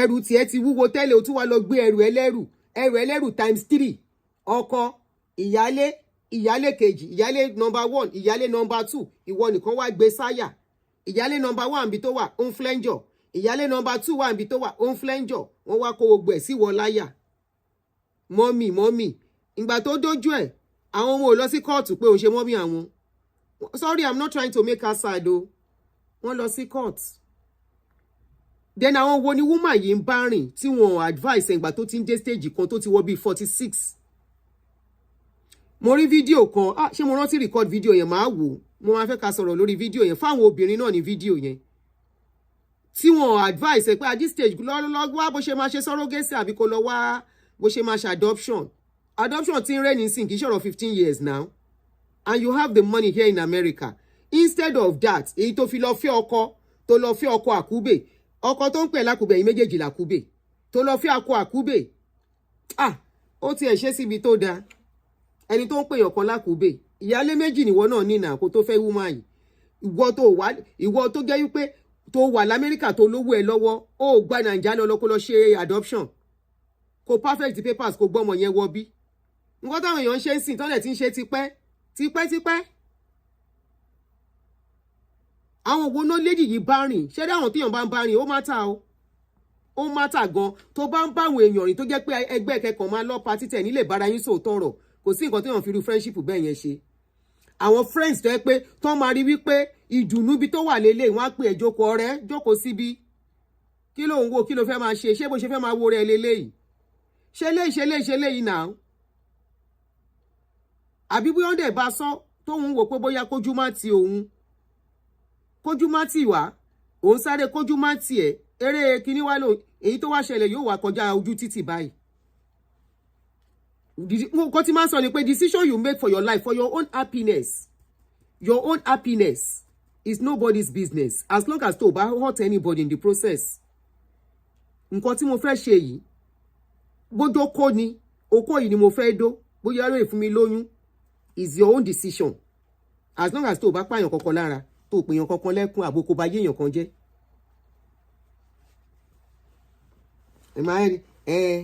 èmi ò is not my husband I cannot have something with him tán wíbẹ̀ mo máa gbé fídíò pásítọ̀ kan ló sọ wípé ẹ̀yin obìnrin tẹ́lẹ̀ pé 45 ó lè ti bá yé ara yín jẹ́ tẹ̀ ẹ̀ bá ṣọ́ra ó ní ẹ kóòtù òun anywhere ó lójú òun lòun fi ń sọ̀rọ̀ tó bá ti ń lọ pé 45 lọ wá oyún ní ọkọ lọ wá nǹkan ṣe bó ṣe máa lọ́mú ọjọ́ tí mo ṣe fídíò yẹn àwọn Christians wọ́n wá bú mi jọ yẹn are you saying women should have sex outside the wedlock mo ní women age wo ṣé women minor àbí women 20 àbí women 30 mo ń sọ̀rọ̀ women in almost 40 and late 40 so wọ́n á gba permission kan tó dóko ṣe wà okay abẹ́ yín náà fi fẹ́ dóko ni àbábẹ́ wọn fún nǹkan tó máa ṣe wọ́n láǹfààní tó máa dùn wọ́n nínú àbí tó bá máa sunkún nínú yàrá ó máa wà ń bẹ̀ tí wọ́n bá ń sunkún pé báwo làwọn ṣe bára wọn báyìí ṣó máa wà ń bẹ̀ they are making decision for their life ṣọ́ ṣẹ̀yàn no wọn ṣẹ̀yàn ìdùnnú ara wọn náà ń wá tẹ́yìn bá ní ẹ̀ṣẹ̀ ni ibi tọ́lọ́run ti bá yín sọ̀rọ̀ ẹ fún wa evidence pé Ọlọ́run sọ bẹ́ẹ̀ ẹ fún wa ní evidence wípé Ọlọ́run sọ bẹ́ẹ̀ wípé ṣẹ̀ ni ta ló kọ Bible èèyàn àwọn tó kọ wọ́n dóko ju kò síbi tán ti lè dóko inú mọ́tò ni àwọn náà kọ́ wa gbogbo style tá à ń ṣe. Àwọn kiri yóò bọ́ sí bíńjọ́ yẹn unfortunately àwọn ni kíní yẹn ló ń affect jù. Wọ́n bọ́ sí bíńjọ́ yẹn wọ́n sọ kọ́ntàn. Nǹkan tí mo sọ fọ́rẹ́ mi kan gbà kan nìyẹn mo ní ṣé wà okay. Ó jẹ́ dókòkò wa ìyẹn ni ó bá lóyún fún lọ́mọ òun ni bàbá òun lọ́kọ. Wẹ́takú ti èèyàn kan tó mọ̀ bó èèyàn kan tó ní pọ́blẹ́mù tó jẹ́ pé àwọn tó ti ń fẹ́ kò sẹ́ni tó bímọ fún. Ló jẹ́ wá nǹkan ṣe sọ̀rọ̀ ààrẹ nígbà tó dójú ẹ̀ ìgbà tó kò sẹ́ni tó kọ ẹ má jẹ́ ìsòyókùn tán. Ó máa ń dà téèyàn bá lọ́rẹ̀ tó lè sòótọ́ ọ̀rọ̀ fún yàn. Wàá sunkún tó bá ń sọ ojú omi yóò àgbọ̀n pèrèpèrèpèrè bọ̀ tó bá dọ̀la wàá dúpẹ́ lọ́wọ́ ẹ̀ pé ó fún ẹ ládvice yẹn. Irú àwọn ọ̀rẹ́ wo lẹ̀ ń rìn àwọn ọ̀rẹ́ patí ká lọ patí ká ṣàṣàlátù. Àṣàlátù yẹn gan disgrace àṣàlátù yẹn gan bondage ni. Àṣàlátù yẹn is a bondage because ó kò yàtọ̀ sí tàwọn kiri yóò náà. Wọ́n ní ẹ má ṣe ṣìnà ìná ò dáa ṣìnà ni kíni ṣé gbogbo ayé ló ń bá sùn ni. Ẹni bá máa fúnyàn ní advice tó máa tún ayé èèyàn ṣe sí dáadáa ọ̀rọ̀ tó máa sọ lè dùn ẹ́ ó lè jọ tó lérò ló máa fẹ́ pé wá ń bí ọ̀rẹ́ ṣó ń ronú ṣá ṣó wà okay. Àwọn ọ̀hún ló fẹ́ ṣe fi gbogbo ìtò ń ṣe yìí dà ọ̀rẹ́ tó máa pè ẹ́ tó rí nǹkan tó ibi tó ń wọ̀ lọ pé ó ò ní ọkọ eléyìí ò ń ṣe ọkọ kọ́ leléyìí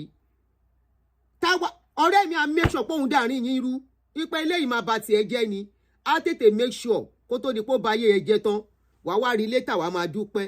Ṣé woman yóò lọ́rẹ̀ẹ́ nígbà tí gbogbo ọ̀rọ̀ yìí jáde kán fa aṣọ ẹ̀ kán fa aláṣọ pé wá ń bí irọ́ ni ò lọ síbẹ̀ sẹ́ aló ò ní lọ sẹ́. Ṣé kò lọ́rẹ̀ẹ́ tí gbogbo ọ̀rọ̀ yìí jáde tán ṣàdúró ọ̀rọ̀ yìí wípé wọ́n ń plan ni. Wọ́n ti sọ wípé woman tó bá wà in love àwọn náà stupid jù láyé yìí kò sí nǹkan táyé èèyàn lè bá wọn sọ but a woman máa ń wà in love èèyàn máa love pẹ̀lú ọpọlọ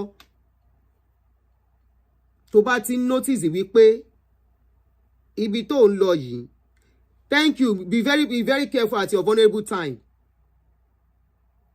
Àwọn nǹkan wọn signs àkàn àti máa wà especially at a certain age kálá yìí yọ̀ǹgì sí àgbọ̀ à ń love when we are 40+ ní rọra tẹ̀ jẹ́jẹ́ yín kí àwọn kan wá fi tiẹ̀ kó bólúwẹ̀ bó bá kó bá yàn tán á move on ó kó bá tán sí òun náà ló tún bu. Imagine kí 75,000 yẹn kó tiẹ̀ má lò ó fi ra ilé kó lọ fix 60,000 nínú owó yẹn síbì kan kó wá kún 15 lọ́wọ́ ẹ̀ kó wá mú 15 yẹn kó ṣe báṣubàṣu ó yìí ṣe é gbọ́ 75,000 lọ just like that.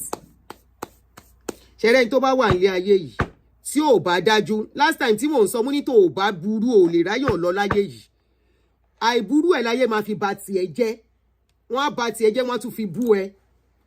Few days ago ni mo sọ mo ní wọ́n á máa léyàn wicked mo ní ọjọ́ tó bá bẹ̀rẹ̀ sí make decision fún ayé ara ẹ̀ tó máa bẹ́tà ayé ẹ̀ kó má bàa sunkún lọ́jọ́ ọ̀la mo ní táwọn èèyàn bá ti sọ pé o wicked kó mọ̀ wípé you are making the right decision tó wọn bá sọ fún ẹ pé o wicked ó ń ṣe rẹ ọjọ́ táwọn èèyàn bá sọ pé she still wicked he still wicked ó mì wípé o ti ń ṣe nǹkan tó dáa fún ara ẹ and you have to be selfish for yourself.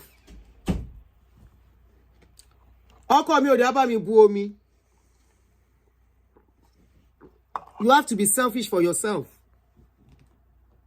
Kò bá jẹ́ nínú relationship náà ni tó bá wà nínú relationship tó ti rí ọwọ́ tẹjọ ẹni tẹjọ wà tó ń gbé wípé ọwọ́ tó ń gbé ìkòrí tí ẹ rò ìwọ náà máa dájú níwọ̀nba wàá dájú wàá protect ara ẹ tó bá wá di ọ̀la tó bá di pé you are too selfish in this relationship you are too kinní kan you are not even thinking of me nǹkan ṣé ìwọ think of me àjọ máa bira wa ni think of yourself let me think of myself because mo rí pé ibi tó ń lọ selfish level ni so let everybody think of himself tó bá ti rí sign pé partner ó fẹ́ selfish kó tó bá tiẹ̀ jẹ́ kó má di stories that touch the heart. Níbo ni kó ti tún ṣà á rí ṣàná níwọ̀nba pọ̀tọ́ má sọ pé àwọn owó kan ti lọ sọ pé ó ti lọ ni it's so sad sọ pé ó ti lọ ni very bitter lesson for people to learn from. Ọlọ́run kọ́ gbogbo àmọ́ ṣe pé tán àgbọ́n tán o ṣe kinní kan tán o ṣùgbọ́n àwọn kọ́kọ́ wà ẹ̀kọ́ náà la fi kọ́ra wa nínú ọ̀rọ̀ yìí. Irú àwa ń sìn gbogbo wa ta tún gbọ́ eléyìí àtúnṣe kíni bóyá àwọn àwa tiẹ̀ ti kúrò level pé ọkùnrin kan afẹ́dẹ́radọ́kùnrin mọ́ kò sí nǹkan tó ń jọ bẹ́ẹ̀ bọ̀pọ̀kùnrin kan wá ń bọ̀ ń sìn bó bá dé ó káàbọ̀ ni owó ò lè dà wá pọ̀ láyé Ọlọ́run ò ní jẹ́ kí irú ẹ̀ ṣẹlẹ̀ mọ́. Have your money, I have my money ni. Spend your money, I spend my money. Mi ò lógún ẹ̀ kankan jẹ. Gbẹ́wá wà ọ̀rọ̀ marriage bá tiẹ̀ wáyé mi ní di property èmi náà ò ní di tèmi náà kò ní di pa àforúkọ ara wa sínú nǹkan kan kò sí nǹkan tó jọ bẹ́ẹ̀ kò tiẹ̀ wá sọ̀rọ̀ registry ló bá tán Ọlọ́run má jà lọ ṣe registry ní èjì tá a wà yìí. Èjì tá a wà yìí lọ ṣe registry bí èèyàn kan ṣe lọ ṣe registry nìyẹn láì mọ̀ wípé ẹni tóun ṣe registry pẹ̀lú ó ní cancer stage 2 nígbà tó ń ṣe registry like play ó bọ́ sí stage 3 bíìlì ń wọlé lójoojúmọ́ Mr and Mrs dẹ̀ ló wà lórí nǹkan tó jọ ṣe wọ́n ti jọ change gbogbo dọ́kúmẹ́ǹtì ó yẹ kó ti yé yín ibi tí mò ń lọ éèjì kan wà registry yẹn ò necessary àṣejù ni.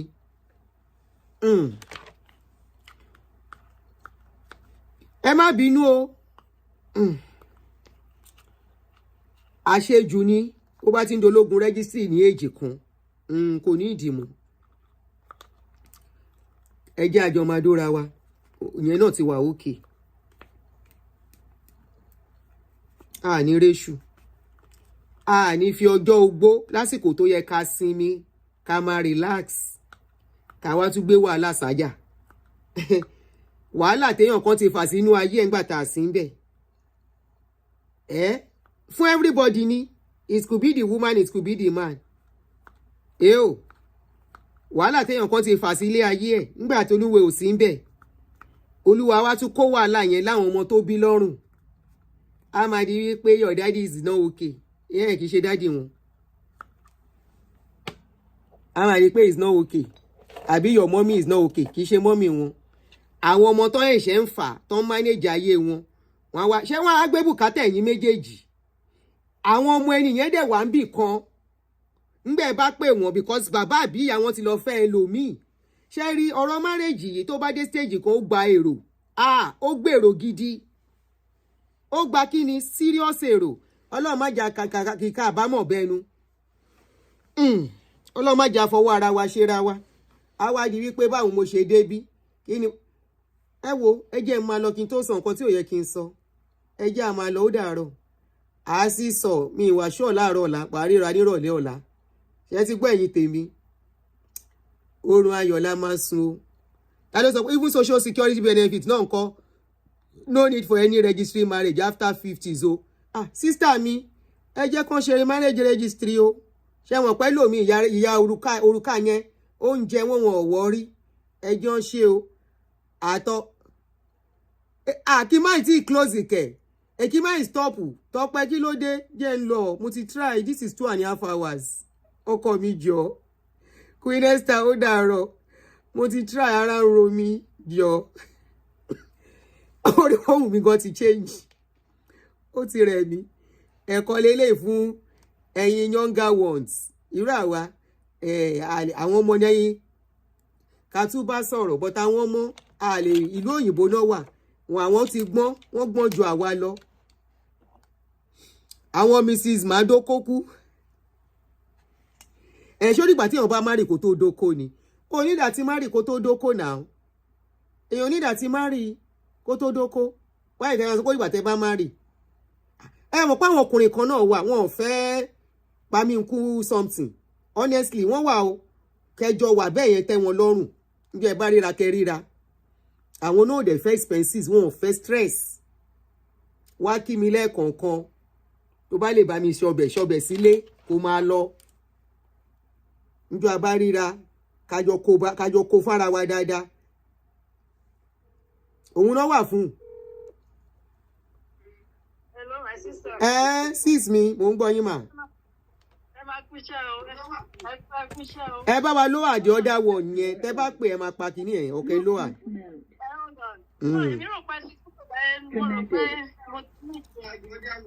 ẹ tí mi ò tẹ ẹ. à ń gbọ́ yín. à ń gbọ́ yín. Yes ma.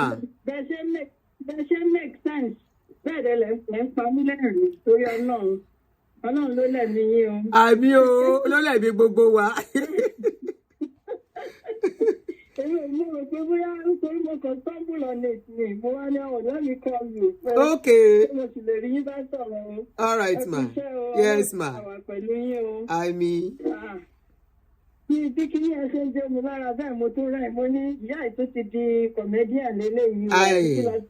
a fi sùúrù mà ní ìyá mi ó tọrọ bí ìsọkúsọ mà ní ọlọ́mọ ajá fọwọ́ ara wa ṣe ra wa lórí ipa fẹ́ dóko. mi lórúkọ jésù ọkàn rẹ̀ mo kàn sí ọkọ̀ lórí lẹ́nu ìfọyín pé bóyá mi ìwé pé live gan tiẹ̀ ni. live ni ok ẹ wà lára àwọn tó máa ń di ẹni sùúrù ṣé ẹ wà lára àwọn tó máa ń wo show lọ́wọ́ àǹtí àdùnní ẹ rà o mò ń wo show yín lọ́wọ́lọ́wọ́ báyìí wọ́n wò pé òkè ẹ wò lọ́wọ́ nǹkan tẹ̀ sọ yóò tọ́ ni. Oh my goodness. Okay, all right, thank you for your call. Bẹ́ẹ̀ ni mo fẹ́ lọ rest. Yes ma. Àdúrà náà la máa gbà àní ṣe ẹsẹ̀ gbé. Àwọn ọmọ wa ò ní ṣe ẹsẹ̀ gbé àwa ti kúrò level yẹn because ẹni tó ń bá mi sọ̀rọ̀ mo pé you should be in your 60s tí n bá parọ́. ẹ̀yin yìí wọkọ̀ ni. Kéèyàn sì máa sọ sẹ́ǹsì wọn. Àwọn younger ones ní kọ́ ṣọ́ra wọn. Àbẹ́yìn yìí wọ́kọ̀ túláàsì ni. Mo ní ṣe ń wọ́kọ̀ ni ká bá yín wọ́kọ̀. Mo ní ṣe ń wọ́kọ̀ ká bá yín wọ́kọ̀ tó máa fún yín ní kóbà.